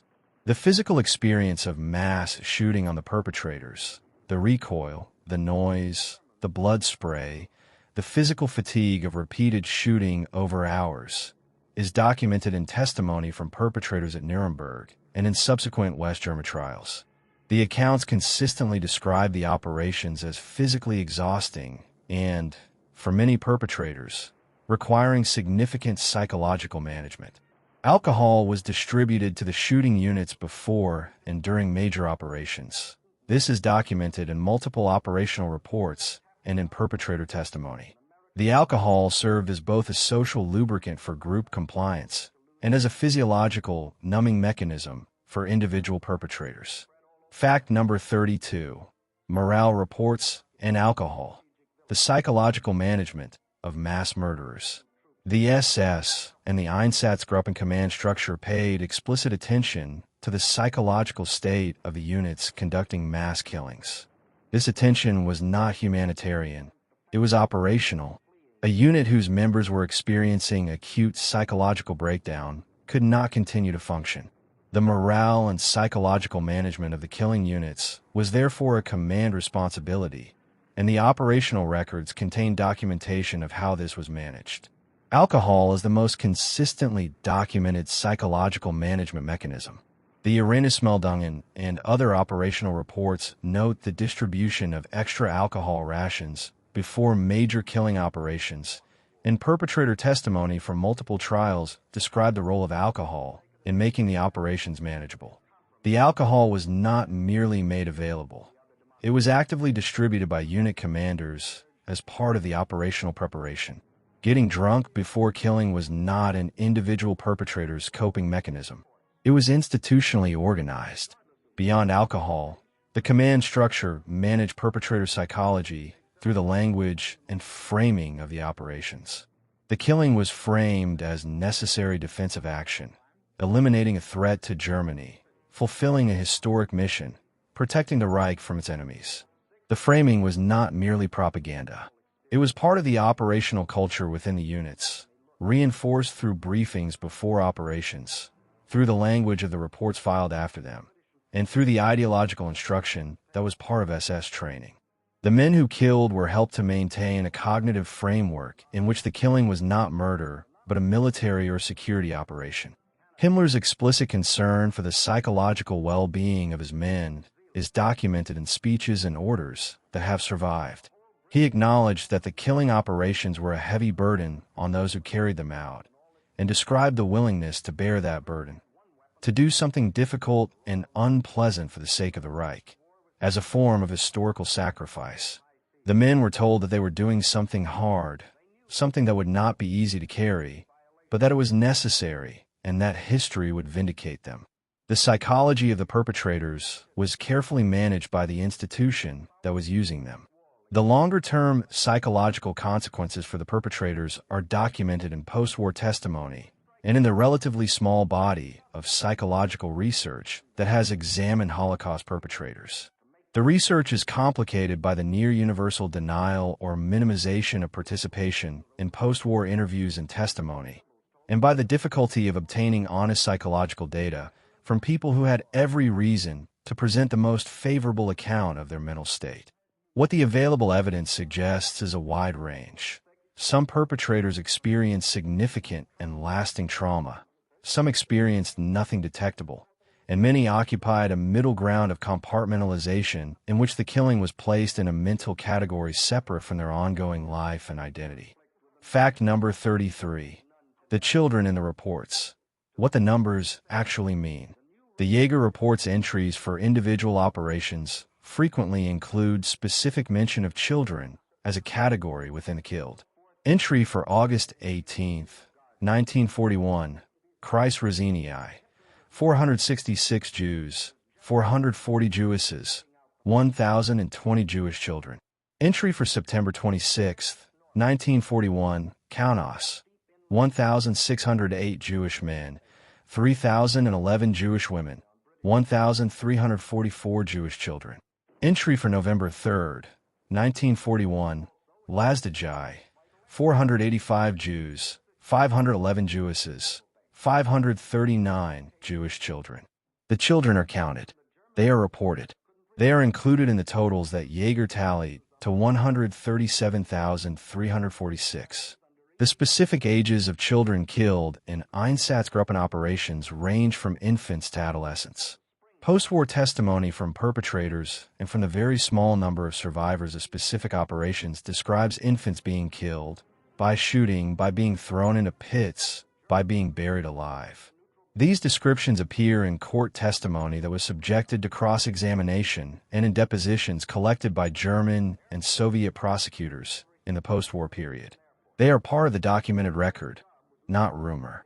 The killing of children occupied a specific place in the ideological framework of the program. The logical justification offered by perpetrators, most explicitly by Otto Ohlendorf at Nuremberg, was that leaving children alive after killing their parents created future avengers. If the goal was the elimination of Jewish presence in Europe, leaving children alive defeated the purpose. The logical coherence of this justification within its own framework is one of the things that makes it so disturbing. It is not the logic of a disordered mind. It is the logic of an objective pursued with consistency. The children documented in the Einsatzgruppen reports were people with names, with families, with the developmental histories and futures of children. The administrative reduction of their existence to a number in a column, 1,344 Jewish children, November 3rd, Lazdajai, is the most extreme form of the dehumanization that was both the product and the instrument of the killing program. Restoring specificity to those numbers, acknowledging that each one was a child, with a life that had the same interior reality as the life of any child reading this history decades later, is one of the primary moral obligations that the Holocaust places on those who inherit the record. The 1.5 million Jews killed by the Einsatzgruppen and their auxiliaries included approximately 200,000 to 300,000 children. The estimates vary because the records are incomplete and because many children were not separately categorized in operational reports that listed them simply within the total count. The Jaeger report is the most granular single source for children's deaths in Einsatzgruppen operations. It is also, for that reason, one of the most difficult documents in the Holocaust archive to read from beginning to end. Fact number 34. The Staliker Report Map. The most disturbing document in the Holocaust archive. Walter Staliker's January 1942 Comprehensive Operational Report for Einsatzgruppe A is one of the most extensive single documents in the Einsatzgruppen record. At more than 100 pages, it covers the period from June 1941 through January 1942 and provides detailed accounts of operations in Estonia, Latvia, Lithuania, and parts of Belarus, including analysis of local collaboration, assessment of the reactions of different population groups to the killing operations, and cumulative figures for the killed. The report's most distinctive feature is a map, included as an appendix, that shows the geographic area of Einsatzgruppe A's operations with coffin symbols of varying sizes indicating the numbers killed in each country. Estonia is marked with a small coffin and the notation 963, the number of Jews killed, confirming the country's status as Judenfrei. Latvia has a larger coffin and the notation 35,238. Lithuania has the largest coffin with the notation 136,421. The map is titled, in German, Jewish Executions Carried Out by Einsatzgruppe A, the visual representation of the killing as a geographic achievement. The coffin map, with its symbols indicating the success of the program country by country, is one of the most direct expressions in any historical document of the Holocaust as a project of geographic elimination. The map was produced not for public consumption, but as an internal administrative summary. It was not intended to shock or demoralize. It was intended to give a visual overview of operational progress. The coffins are achievement markers. The numbers are success metrics. Staliker died in March 1942, killed in a partisan ambush. His report was among the documents captured by Allied forces and introduced as evidence at Nuremberg. The map specifically was used to illustrate the scale of Einsatzgruppe A's operations and was among the most powerful pieces of visual evidence presented in the Einsatzgruppen trial. It required no interpretation by prosecutors. The perpetrators had provided the map of their own achievement. Fact number 35. Dnipropetrovsk, the city killed twice. Dnipropetrovsk, now Dnipro, is Ukraine's fourth largest city, an industrial center on the Dnieper River. Its pre-war Jewish population was approximately 80,000 to 100,000. When German forces occupied the city in August 1941, the Jewish population that had not been evacuated was concentrated under German administration. In October 1941, Einsatzgruppe C and Order Police units, in cooperation with Ukrainian auxiliary forces, carried out mass killings of the city's Jewish population at multiple sites on the outskirts of the city. The Dnipropetrovsk killings took place at Krasny Kamen, Redstone, a ravine area outside the city, and at other locations. The total number killed in the October 1941 operations is estimated at approximately 11,000 to 15,000 people. The killing at Dnipropetrovsk was part of the broader Einsatzgruppe C operations in the Dnieper Bend area that took place through the fall and winter of 1941, systematic operations against Jewish communities in each major city as the German forces consolidated control of central Ukraine.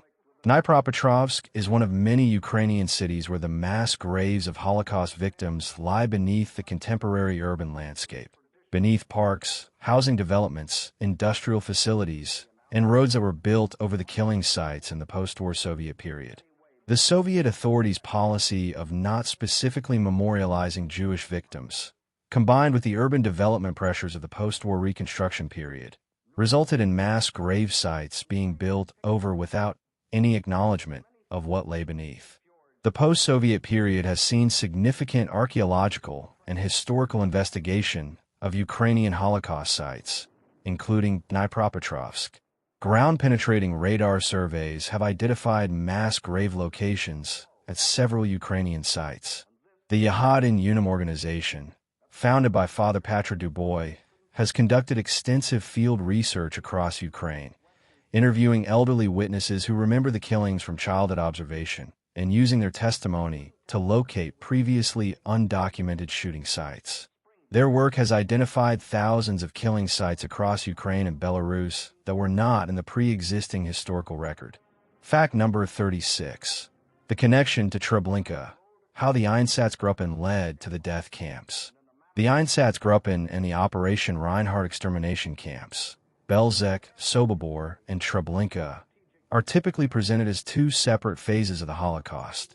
The Holocaust by bullets followed by the Holocaust by gas. This periodization is accurate as a broad chronological description, but obscures the direct institutional, personnel, and operational continuity between the two phases.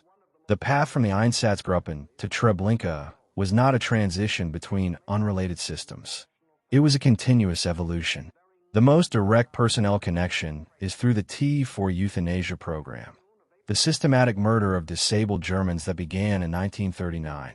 The T4 program used carbon monoxide gas as its primary killing method, administered in sealed chambers disguised as shower rooms. When the T4 program was officially suspended in 1941 following public awareness and Catholic Church protest, its personnel, the administrators, the physicians, the gas chamber operators, the transporters, were not disbanded. They were transferred to occupied Poland and formed the operational core of the Operation Reinhard camps. Christian Worth, who had been a T4 inspector responsible for the smooth operation of the euthanasia facilities, became the overall operational commander of the Operation Reinhard camps.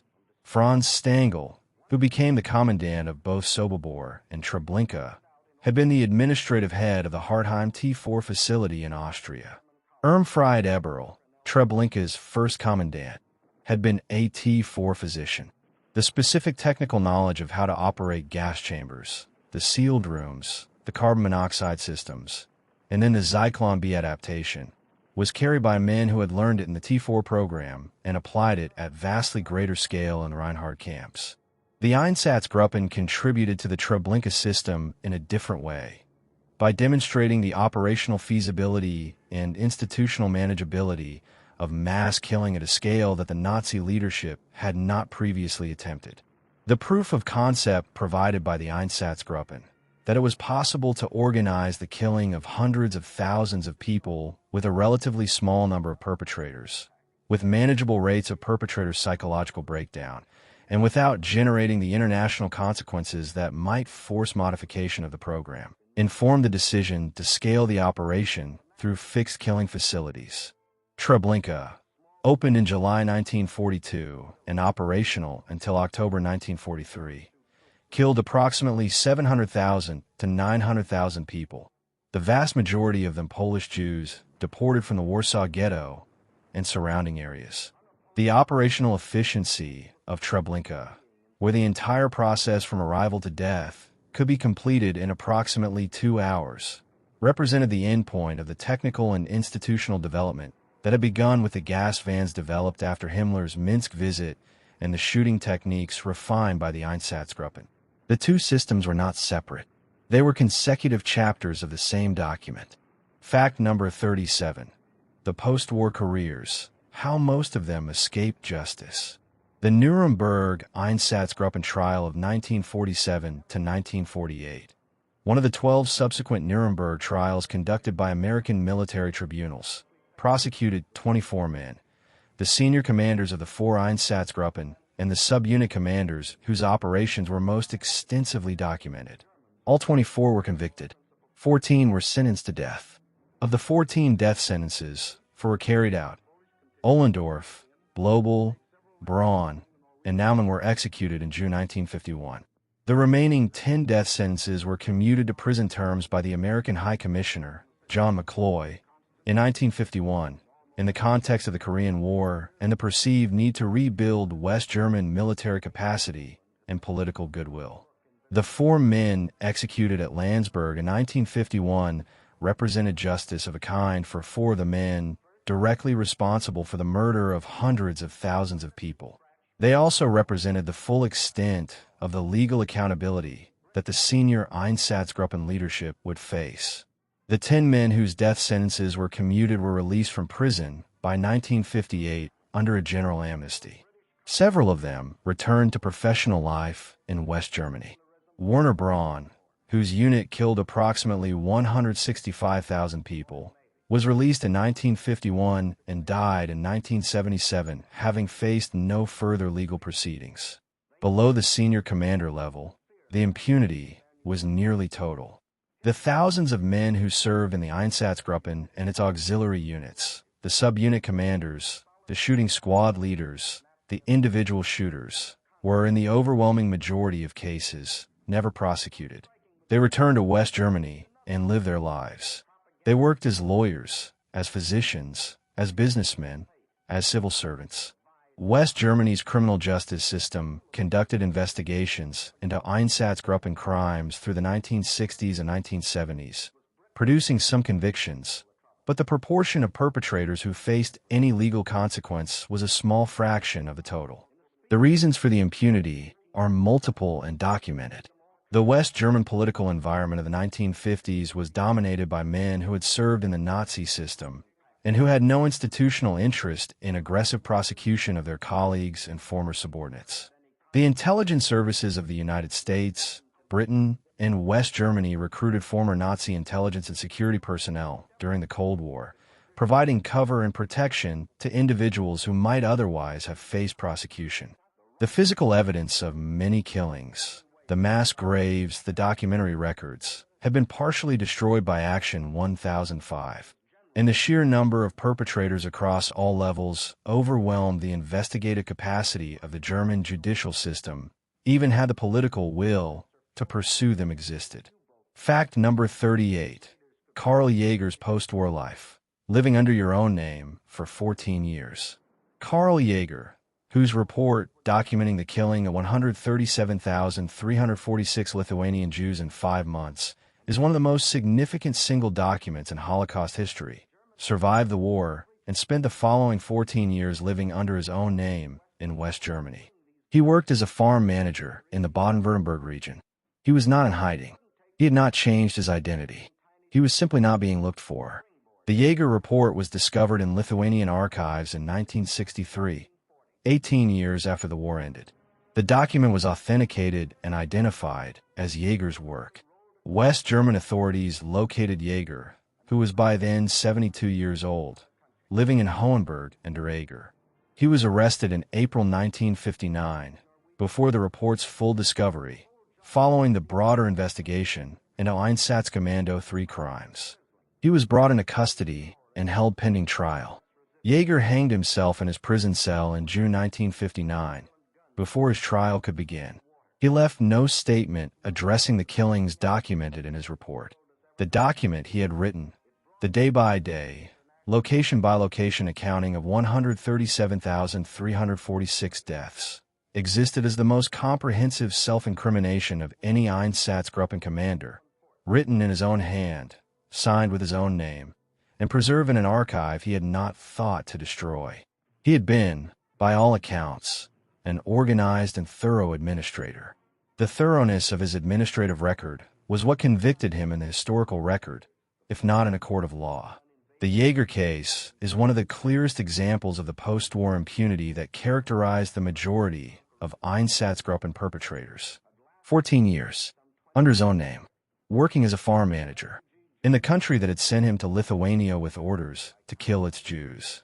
The failure to locate and prosecute him for 14 years was not a failure of intelligence or investigation capacity. It was a failure of institutional will. The same failure of will that allowed thousands of other perpetrators to live out their lives in West Germany without facing accountability for the specific operations they had carried out. Fact number 39. Ohlendorf's defense. The argument that exposed the system. Otto Ohlendorf's testimony and defense arguments at the Nuremberg Einsatzgruppen trial are among the most significant in the trial record, because Ohlendorf, unlike most of the defendants, was both willing to confirm the factual record and articulate enough to construct a coherent defense argument. His defense did not deny the killings. It argued that the killings were legal under the framework of the time. Ohlendorf's primary defense argument was the defense of superior orders, that he had received orders from Himmler and Heydrich, that the orders were issued under color of legitimate military authority in the context of a legal state of war, and that under the customary laws of war as they existed in 1941, he was obligated to carry them out. He argued that the Nuremberg Tribunal was applying standards that had not been clearly established in international law at the time of the operations, and that convicting him under these standards was a form of ex post facto justice, applying a law retroactively to actions that were not clearly illegal when performed. Ohlendorf also made a more subtle argument that has been taken seriously by some legal scholars, that if the principles he was being prosecuted for, specifically the principle that individual soldiers are required to disobey illegal orders rather than carry them out, were established as binding international law, then the same principles applied to Allied military forces that had carried out actions the defense argued were analogous. He pointed to the strategic bombing of German cities, to the forced repatriation of Soviet POWs to the Soviet Union after the war, to the treatment of German POWs. The argument was rejected by the tribunal, but it raised genuine questions about the scope and consistency of the legal principles being established. What Ohlendorf's defense ultimately revealed is the systemic nature of the killing program. His argument, that he was one official among many within a state apparatus that had issued orders through legitimate channels, was accurate as a description. The system that produced the Einsatzgruppen killing program was not the project of a single madman. It was the product of a state apparatus with functioning ministries, legal officers, operational commands, and administrative structures. The individuals within that apparatus were, as Ohlendorf argued, part of the system. The tribunal's response, that being part of the system does not relieve individuals of moral and legal responsibility for what the system does, is the response on which the entire post-war framework of international criminal accountability rests. Fact number 40. The total body count. What the evidence actually establishes. Establishing the total number of people killed by the Einsatzgruppen and their immediate auxiliaries, the Order Police battalions, the local collaborating units, the Wehrmacht units that participated in specific operations, is a methodological challenge that has occupied historians for decades. The best current estimate, based on the available documentary evidence, the Erinnerungsmeldungen, the Jaeger report, the Staliker report, post-war investigations, and forensic archaeology, is approximately 1.5 to 2 million people killed between June 1941 and the end of organized Einsatzgruppen operations in 1944. Of this total, the majority were Jewish. The Einsatzgruppen also killed approximately 70,000 to 100,000 Soviet state officials and Communist Party members, approximately 10,000 to 20,000 Roma, and tens of thousands of psychiatric patients, Soviet POWs, and others classified as threats under the operational mandate. The Jewish victims represented approximately 80 to 85% of the Einsatzgruppen's victims. The Erinnerungsmeldungen, which are the most comprehensive single source for Einsatzgruppen kill figures, report a total of approximately 500,000 people killed in the period they cover, June 1941 through April 1942. This figure, which comes directly from the perpetrator's own operational reports and therefore might be expected to be among the most reliable, is now generally considered by historians to be an undercount. The reports were based on field submissions from individual units, and there is evidence that some units underreported their numbers, that not all operations were covered in the reporting period, and that the later phases of operations in 1943 and 1944 are less thoroughly documented than the 1941 to 42 period. The total of approximately 1.5 to 2 million represents the Holocaust by bullets, the mass shooting phase of the final solution, distinct from the Holocaust by gas conducted at Auschwitz-Birkenau, Treblinka, Sobibor, Belzec, Chelmno, and Majdanek. Together, the Holocaust by bullets and the Holocaust by gas account for the 6 million Jewish dead of the Holocaust, along with hundreds of thousands of non-Jewish victims. The Einsatzgruppen's share of that total is approximately 25 to 33%, a quarter to a third of all Holocaust victims, killed not in purpose-built facilities, but in forests and ravines and fields across an enormous geographic area, by men with rifles, organized in the manner of a police operation. Fact number 41. Father Patrick Dubois and Yahad in Unum. The ongoing discovery. In 2002, a French Catholic priest named Patrick Dubois began a project that would transform the historical understanding of the Holocaust by bullets. Dubois, motivated by the memory of his grandfather who had been a French POW in Ukraine during the war, began traveling to Ukrainian villages to interview elderly witnesses, people who had been children during the German occupation and who had watched the Einsatzgruppen operations from a distance, or who had been forced to participate in them as grave diggers or carriers of equipment. The organization he founded, Yahad in Unum.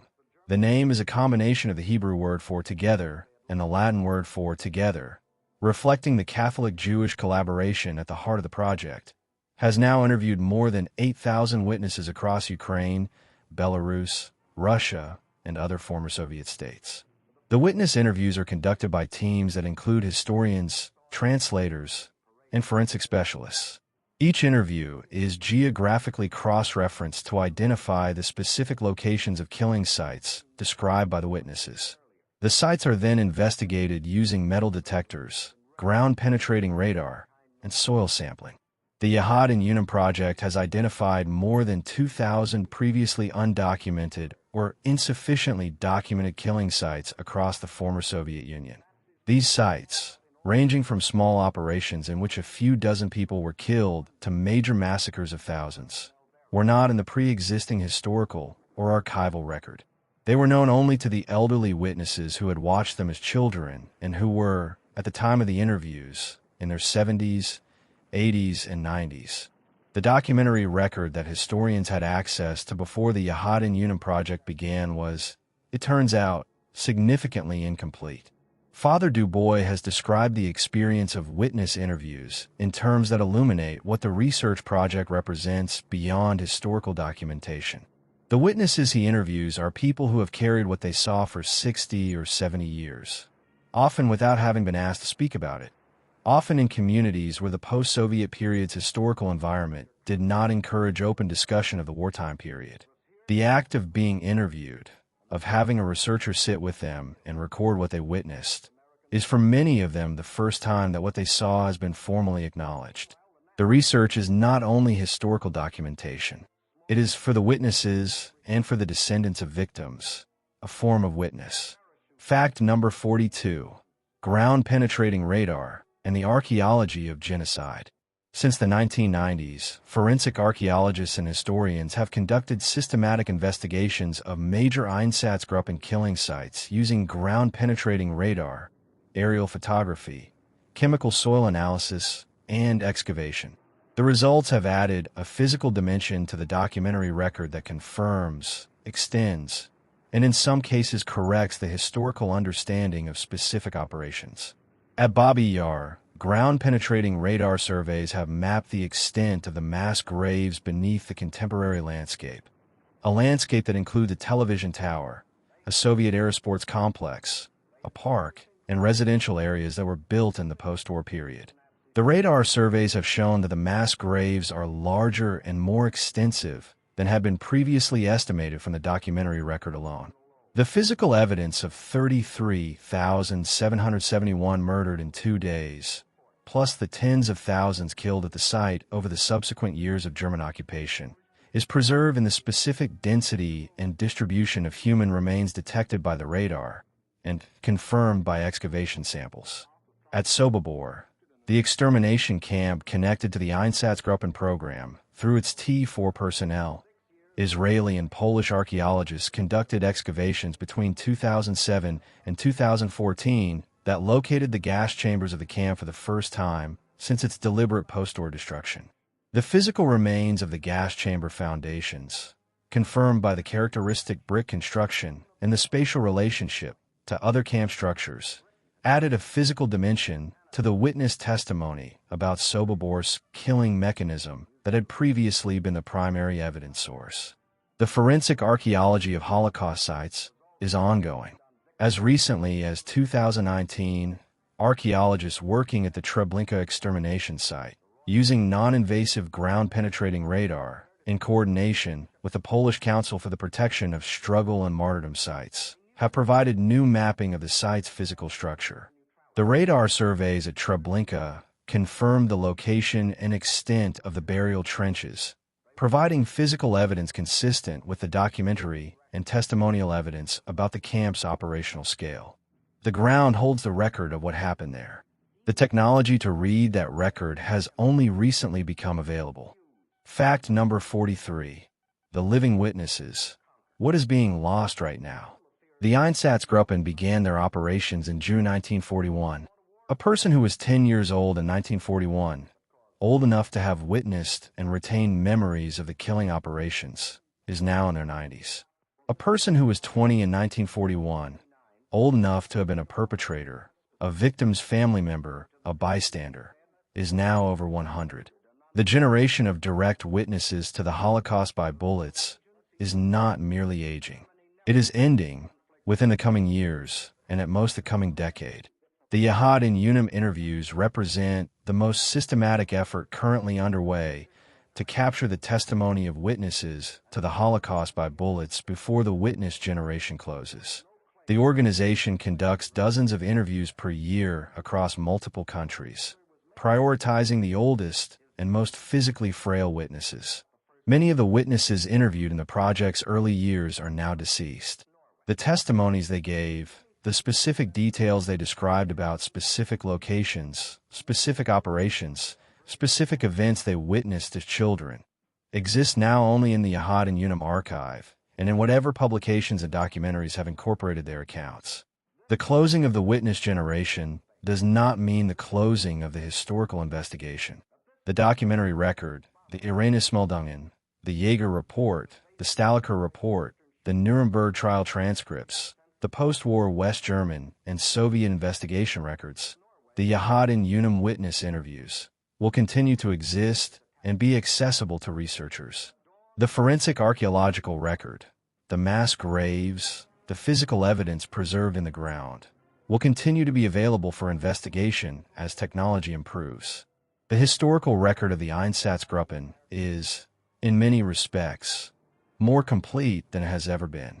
What is being lost is something that the documentary and archaeological records cannot fully replace: the specific, lived, embodied memory of people who were present. The elderly Ukrainian or Belarusian or Lithuanian witnesses who describe watching, as children, the assembly and march of their Jewish neighbors toward the forest. These descriptions carry a specificity and an immediacy that no document or radar scan can replicate. The faces, the sounds, the details that do not appear in operational reports because they were never operationally significant, but that constitute the human texture of the events. These are being lost, year by year, with every witness who dies. The urgency of the collection work that Yahad and Unum and similar organizations are doing is real and cannot be deferred. Fact number 44. The ICC and the Nuremberg precedent. How these trials built the framework we use today. The Nuremberg Einsatzgruppen trial of 1947 to 1948 was not only a prosecution of 24 specific individuals. It was a foundational event in the development of international criminal law. The specific legal principles established or affirmed at Nuremberg, the individual criminal responsibility of state officials for crimes against humanity, the invalidity of the superior order's defense for clearly illegal acts, the jurisdiction of international tribunals over crimes committed within a single state's territory, are the principles on which the International Criminal Court, established by the Rome Statute in 2002, rests. The Einsatzgruppen trial specifically contributed to the development of the crime of genocide in international law. Raphael Lemkin, the Polish Jewish lawyer who coined the word genocide and advocated for its codification in international law, drew extensively on the Einsatzgruppen killing program as the paradigm case for which the new legal category was needed. The 1948 United Nations Convention on the Prevention and Punishment of the Crime of Genocide, which defined genocide as acts committed with intent to destroy, in whole or in part, a national, ethnical, racial, or religious group, was directly shaped by the Einsatzgruppen evidence record. The superior order's defense that Ohlendorf and other defendants raised at the Einsatzgruppen trial, and that the tribunal rejected, established the principle that individual soldiers and officials are required to refuse orders that are clearly illegal under international law. This principle has been incorporated into military codes of conduct in most countries, including the United States, and has been applied in subsequent international criminal proceedings from the International Criminal Tribunal for the former Yugoslavia to the International Criminal Court. Every international prosecution of genocide or crimes against humanity since 1945 has rested on the legal framework built at Nuremberg. The Einsatzgruppen trial also established the evidentiary and procedural framework for prosecuting organizational mass atrocity, crimes committed not by individuals acting alone, but by people acting within institutional structures, following organizational directives, and contributing individual components to a collective criminal enterprise. The concept of joint criminal enterprise, the legal theory used in many international criminal proceedings to establish the collective responsibility of people who contributed to a criminal organization without personally performing every criminal act, has roots in the Nuremberg approach to Einsatzgruppen command responsibility. Fact number 45. The Berdichev Massacre. The killing of a Babi Yar scale operation nobody knows. Berdichev, in central Ukraine had one of the largest Jewish communities in Eastern Europe. At the turn of the 20th century, it had been 80% Jewish, making it the most heavily Jewish city in the Russian Empire by proportion. By 1941, its Jewish population was approximately 15,000 to 20,000. When German forces occupied the city in July 1941, the Jewish population was concentrated in a ghetto. In September 1941, in two separate operations, Sonderkommando 4A killed approximately 18,000 to 20,000 of the city's Jews, nearly the entire Jewish population of a city that had been one of the great centers of Jewish life in Eastern Europe. The Berdichev massacre is almost unknown outside specialist Holocaust history. It does not appear in general histories. It is not a name that carries the resonance of Babi Yar, though its death toll was comparable. The reasons for this relative obscurity are partly structural. The documentary record for Berdichev is thinner than for Babi Yar, partly because Sonderkommando 4A, which carried out both operations, filed its Babi Yar report in extraordinary detail. The operation had specific significance as the first major Kiev area killing, while subsequent operations were reported more summarily. Berdichev stands for hundreds of similar operations across Ukraine, Belarus, and the Baltic states. Operations of similar scale that killed entire Jewish communities that had existed for centuries, and that are known primarily through a line in an operational report or a footnote in a post-war investigation file. The Holocaust by bullets was not a small number of large operations. It was a large number of operations across an enormous geographic area, each one the destruction of a specific community with a specific history and specific people. The recovery of the history of communities like Berdichev, not as statistics or operational data, but as histories of specific people who live specific lives in a specific place, is the work of the Berdichev memorial book tradition, the Yizkor books produced by survivor communities in the post-war period that documented the pre-war lives of destroyed communities. Hundreds of these books exist, produced by diaspora communities of survivors and their descendants, recording the names and faces and histories of people who were killed. They are, collectively, an act of anti-archiving, the opposite of the Jaeger report, the restoration of specificity to the people whom the Jaeger report reduced to a number. Fact number 46. The Minsk Ghetto, the largest ghetto in the occupied Soviet Union. The Minsk Ghetto, established in late July 1941 in the Belarusian capital, was the largest ghetto in the occupied Soviet Union, housing at its peak approximately 100,000 Jews. The surviving pre-war Jewish population of Minsk plus Jews deported from Western Europe in late 1941 and 1942. The ghetto existed for approximately 2 years before its liquidation in October 1943. In that period, it was the site of repeated mass killings as the German authorities reduced its population through a series of operations, each removing tens of thousands of people to nearby killing sites. The Minsk ghetto is distinguished in the Holocaust record by the existence of an unusually active underground resistance organization, the Minsk Jewish Underground, that was connected to Soviet partisan units operating in the forests surrounding the city. The underground organized the escape of thousands of ghetto inhabitants to the partisan formations in the forest over the course of 1942 and 1943. Estimates of the number of people who escaped from the Minsk ghetto to the forest range from 10,000 to 15,000, though only a fraction of these survived the war. The forests offered refuge from the ghetto, but were themselves dangerous, subject to German anti-partisan operations, and not always welcoming to Jewish escapees. The underground in the Minsk ghetto was organized by figures including Hirsch Smoller, a communist writer who had experience in clandestine organization, and Nahum Feldman, who managed the critical logistical challenge of communicating between the ghetto and the partisan formations in the forest. The organizational work required maintaining contact with non-Jewish Soviet partisans who were not always sympathetic to Jewish survival as a specific priority, managing the security challenge of operating a resistance network in an environment of extensive German and local informer surveillance, and organizing the physical escapes, the movements of people through the ghetto perimeter, often through the sewer system, into the surrounding territory. The Minsk ghetto was liquidated in October 1943 in a series of operations that killed the approximately 8,000 to 9,000 people still remaining. The liquidation was carried out by Einsatzgruppen B and Order Police units. The killing site for the Minsk ghetto's final liquidation was the Mali Trosnitz death camp, the largest killing site in Belarusia, where over 200,000 people were killed during the German occupation. Mali Trosnitz is largely unknown outside specialist Holocaust history, another of the enormous killing operations that the geographic and political circumstances of the Eastern Front have left at the margins of the historical consciousness. Fact number 47. The Lviv pogroms. 3 days in western Ukraine.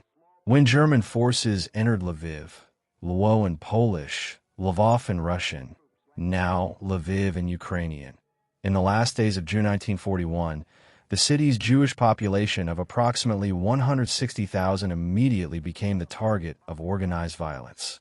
The violence was orchestrated by the Einsatzgruppen with the same template used in Kaunas, encouraging and organizing local nationalist groups to conduct the initial killing, creating the appearance of spontaneous popular violence while maintaining German organizational control. The trigger used in Lviv was the NKVD massacres. In the days before the German advance reached the city, Soviet security forces had executed approximately 3,000 to 4,000 political prisoners held in Lviv's prisons. The bodies of these prisoners, Ukrainian nationalists, Polish intellectuals, Soviet political enemies, were discovered by the incoming German forces and the Ukrainian population. The Germans immediately and falsely attributed the NKVD killings to Jewish responsibility, claiming that Jews had been the primary agents of Soviet repression, and used this claim to license violent retaliation against the Jewish population. Ukrainian nationalist groups, already primed by years of anti-Semitic propaganda and by the genuine resentment of Soviet occupation, in which some Jews had held visible positions, responded to this licensing with mass violence.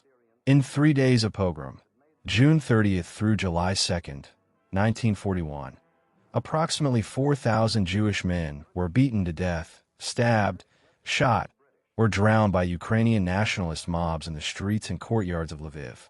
The violence occurred in full view of the German military and police forces in the city, who observed it, photographed it, and did not intervene.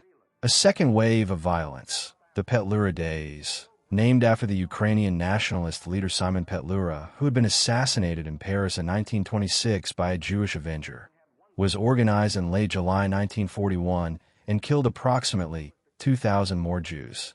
A major German organized action in the fall of 1941 killed thousands more. By the end of 1941, approximately 30,000 of Lviv's 160,000 Jews had been killed.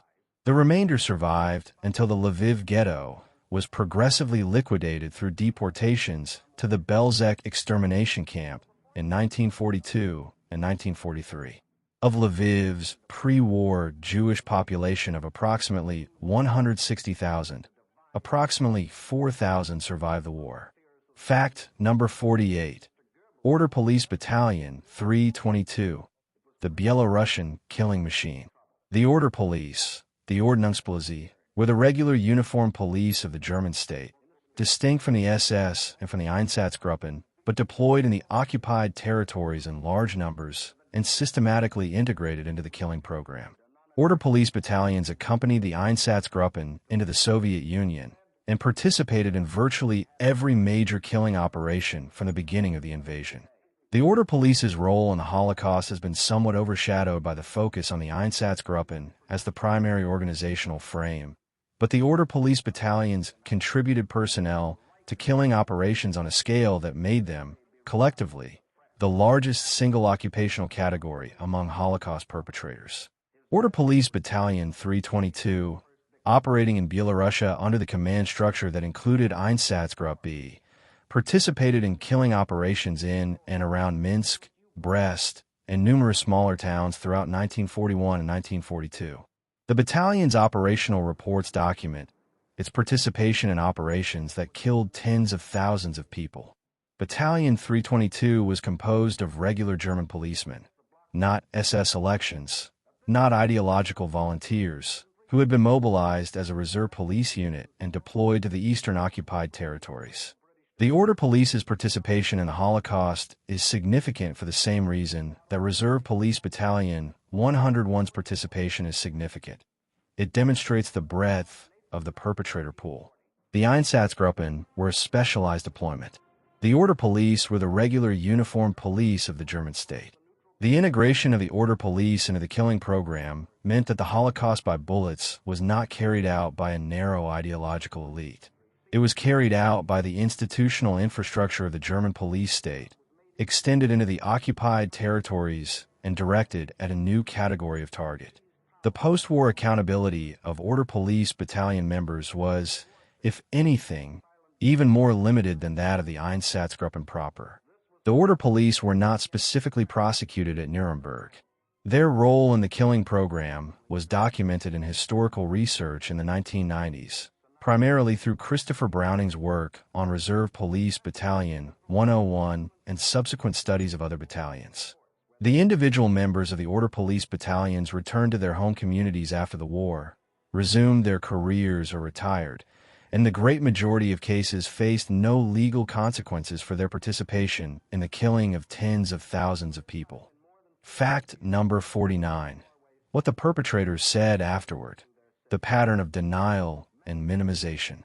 The post-war testimonies and interviews of Einsatzgruppen perpetrators, collected by West German prosecutors, by American Nuremberg investigators, by East German and Soviet investigators, and by journalists and historians, reveal a remarkably consistent pattern of response that has been analyzed by psychologists, historians, and legal scholars. The pattern is characterized by 4 primary strategies: denial of personal participation, minimization of personal role, attribution of responsibility to others, and the claim of superior orders. Denial of personal participation was the most common initial response when individuals were questioned about specific operations. Even men who had filed reports documenting their own involvement claimed, when questioned decades later, not to have personally participated in shootings, to have been present but not to have fired, to have organized the operation but not to have been at the killing site, to have received orders but to have delegated their execution. The denials were frequently contradicted by documentary evidence, the reports they had filed, the orders they had signed, the witness testimony of colleagues who described their presence and participation. Minimization of personal role acknowledged participation, but reduced its significance. I was only following orders. I had no choice. If I had refused, someone else would have done it, and my refusal would have changed nothing. The last argument, that individual refusal would not have changed the outcome, is psychologically understandable as a retrospective justification, but is historically questionable. The evidence from Reserve Police Battalion 101 specifically indicates that men who declined to participate were not punished, and that their declinations, while not affecting the overall outcome, did mean that they personally did not kill. The claim of superior orders was both a legal defense and a genuine expression of how many perpetrators understood their own conduct. The concept of military and organizational obedience was deeply embedded in the institutional cultures from which the perpetrators came: the police, the military, the civil service. For men who had spent their professional lives in hierarchical institutions where following orders was a primary virtue, the claim that they had been obligated to follow orders was not merely a legal strategy. It was how they actually understood themselves. Whether this self-understanding was morally adequate is a different question. Otto Ohlendorf's response stands apart from this pattern. He did not deny. He confirmed and explained. He argued that the killings were legal and necessary, rather than claiming ignorance or unwilling participation. His candor at Nuremberg produced the most complete command-level account of Einsatzgruppen operations in the trial record, and it produced his death sentence. The men who denied and minimized generally fared better in the legal proceedings than the one who told the truth. The incentives of the legal environment rewarded the pattern of denial and minimization that characterized the majority of post-war perpetrator testimony. Fact number 50. What the Einsatzgruppen tell us. The final fact. The 50 facts we have examined tonight are not 50 isolated data points. They are 50 windows into a single, coherent historical event: the systematic mass murder of approximately 1.5 to 2 million people across Eastern Europe between June 1941 and 1944, carried out by a combination of ideologically committed SS units, regular German police forces, Wehrmacht elements, and local collaborating forces from Lithuania, Latvia, Estonia, Ukraine, Belarusia, and other occupied territories. The event is the Holocaust by bullets. The windows reveal its organizational structure, its operational methods, its human scale, and its aftermath. The most important fact, the 51st fact, the one that organizes all the others, is this: the Einsatzgruppen killing program was not the product of a uniquely German capacity for cruelty. It was the product of a specific combination of ideological framework, institutional structure, authoritarian political organization, and the human tendency to comply with institutional authority that is present in every society and that has produced mass atrocity in every region of the world where those conditions have been replicated. The Einsatzgruppen were German. The conditions that produced them were not exclusively German. The ordinary men of Reserve Police Battalion 101, who were not ideological fanatics and who were not threatened with death if they refused to participate, are the test case. The Milgram experiment, Stanley Milgram's 1961 study of obedience to authority, conducted at Yale University with American subjects, which found that the majority of ordinary American men would administer what they believed to be lethal electric shocks to an innocent person if directed to do so by an authority figure, is the psychological parallel. The experiment was designed in direct response to the Nuremberg testimony about ordinary men and mass murder. The results suggested that the Einsatzgruppen were not composed of uniquely German perpetrators. They were composed of ordinary human beings in specific institutional and situational conditions. The Einsatzgruppen tell us that mass atrocity is an institutional product. It requires organizational structure, ideological justification, the complicity of bystanders who benefit or who simply prefer not to know, the cooperation of states and institutions that share borders and trading relationships with the perpetrating state, and the failure of the legal and diplomatic mechanisms that were supposed to prevent it. All of these elements were present in 1941. All of them are present, in varying degrees, in various places in the world today. The Holocaust by bullets happened in the open. The mass graves were dug by local forced labor. The assemblies of thousands of people were visible to anyone in the surrounding communities. The shooting was audible for miles. The bodies were buried in pits whose locations were known to everyone who lived within sight of them. The Einsatzgruppen killed approximately 1.5 to 2 million people in a fashion that was impossible to hide from anyone who was present and chose to look. The world did not primarily fail to know. It primarily failed to act on what it knew. That distinction between ignorance and the failure of will to act on knowledge is the distinction that makes the history of the Einsatzgruppen not merely historical, but contemporary. It is a distinction that applies wherever atrocity is occurring and the people who have the information and the position to act are choosing not to. 50 facts. The etymology of a bureaucratic term that was designed to make mass murder sound administrative. The organizational structure of 4 groups and 3,000 men who killed 1.5 million people.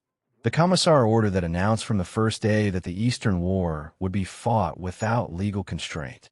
The 195 Erasmusmeldungen. The event reports that documented the killing in the language of logistics. The Jaeger report and its 137,346. Babi Yar and its 33,771 in 2 days. Ohlendorf's candid testimony and his execution. Himmler's near fainting at a shooting and the gas van that resulted.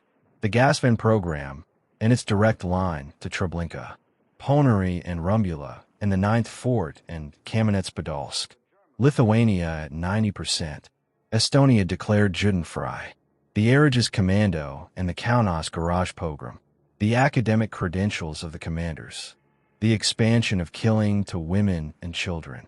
Action 1005 and the attempt to erase the evidence. The British intelligence decodes that revealed the killings in real time. Arthur Northeast by East paradox. The mass grave logistics and the deception mechanics. Dina Pronikiva and what it took to survive Babi Yar. The Lithuanian rescuers who made a different choice. Kharkiv and Dnipropetrovsk and Berdichev, the cities nobody talks about. The connection to Treblinka through T4 personnel and institutional evolution. The post-war impunity. Jaeger living under his own name for 14 years. The Nuremberg precedent and the international law built on it. Father Dubois and the witnesses still being interviewed. The ground still yielding its evidence. And the final fact, the one that connects all the others, that the Einsatzgruppen were ordinary human beings in specific conditions, and that the conditions are not uniquely historical. The ideological frameworks that made the killing feel necessary, the institutional structures that organized it, the authority figures that ordered it, the group dynamics that sustained it, the bystander failures that enabled it, the diplomatic accommodations that preceded it. None of these are features of a specific time and place that can be safely archived and forgotten. They are features of human organization that have appeared before the Einsatzgruppen and have appeared after them and are present in various forms and degrees in the world you will wake up to tomorrow. If you are watching this late at night, if you are in that half-conscious space where history sometimes settles most deeply, let this settle, not as despair, as vigilance. The people who filed the Erasmusmeldungen, who wrote the Jaeger report, who organized the Tuesday trains from Westerbork, who sat in the Wannsee Villa and discussed 11 million people as a logistical problem to be solved. They were human beings living in a specific institutional and ideological context. What protected other human beings from the same choices was not a different biology or a different species of soul. It was different conditions, different institutions, different values that had been preserved and defended and insisted upon. The preservation and defense and insistence, that is the work. It is not finished. If this channel covers history that matters to you, history told in the depth and specificity it deserves, subscribe. Leave a like. It costs you nothing, and it tells the algorithm this content is worth amplifying. If you have thoughts, leave them in the comments. This community is serious about this history, and the conversation in the comments reflects that. The witnesses are aging. The archives are being opened. The mass graves are being found. The history is not over. Rest well, and when you wake up, remember what you know.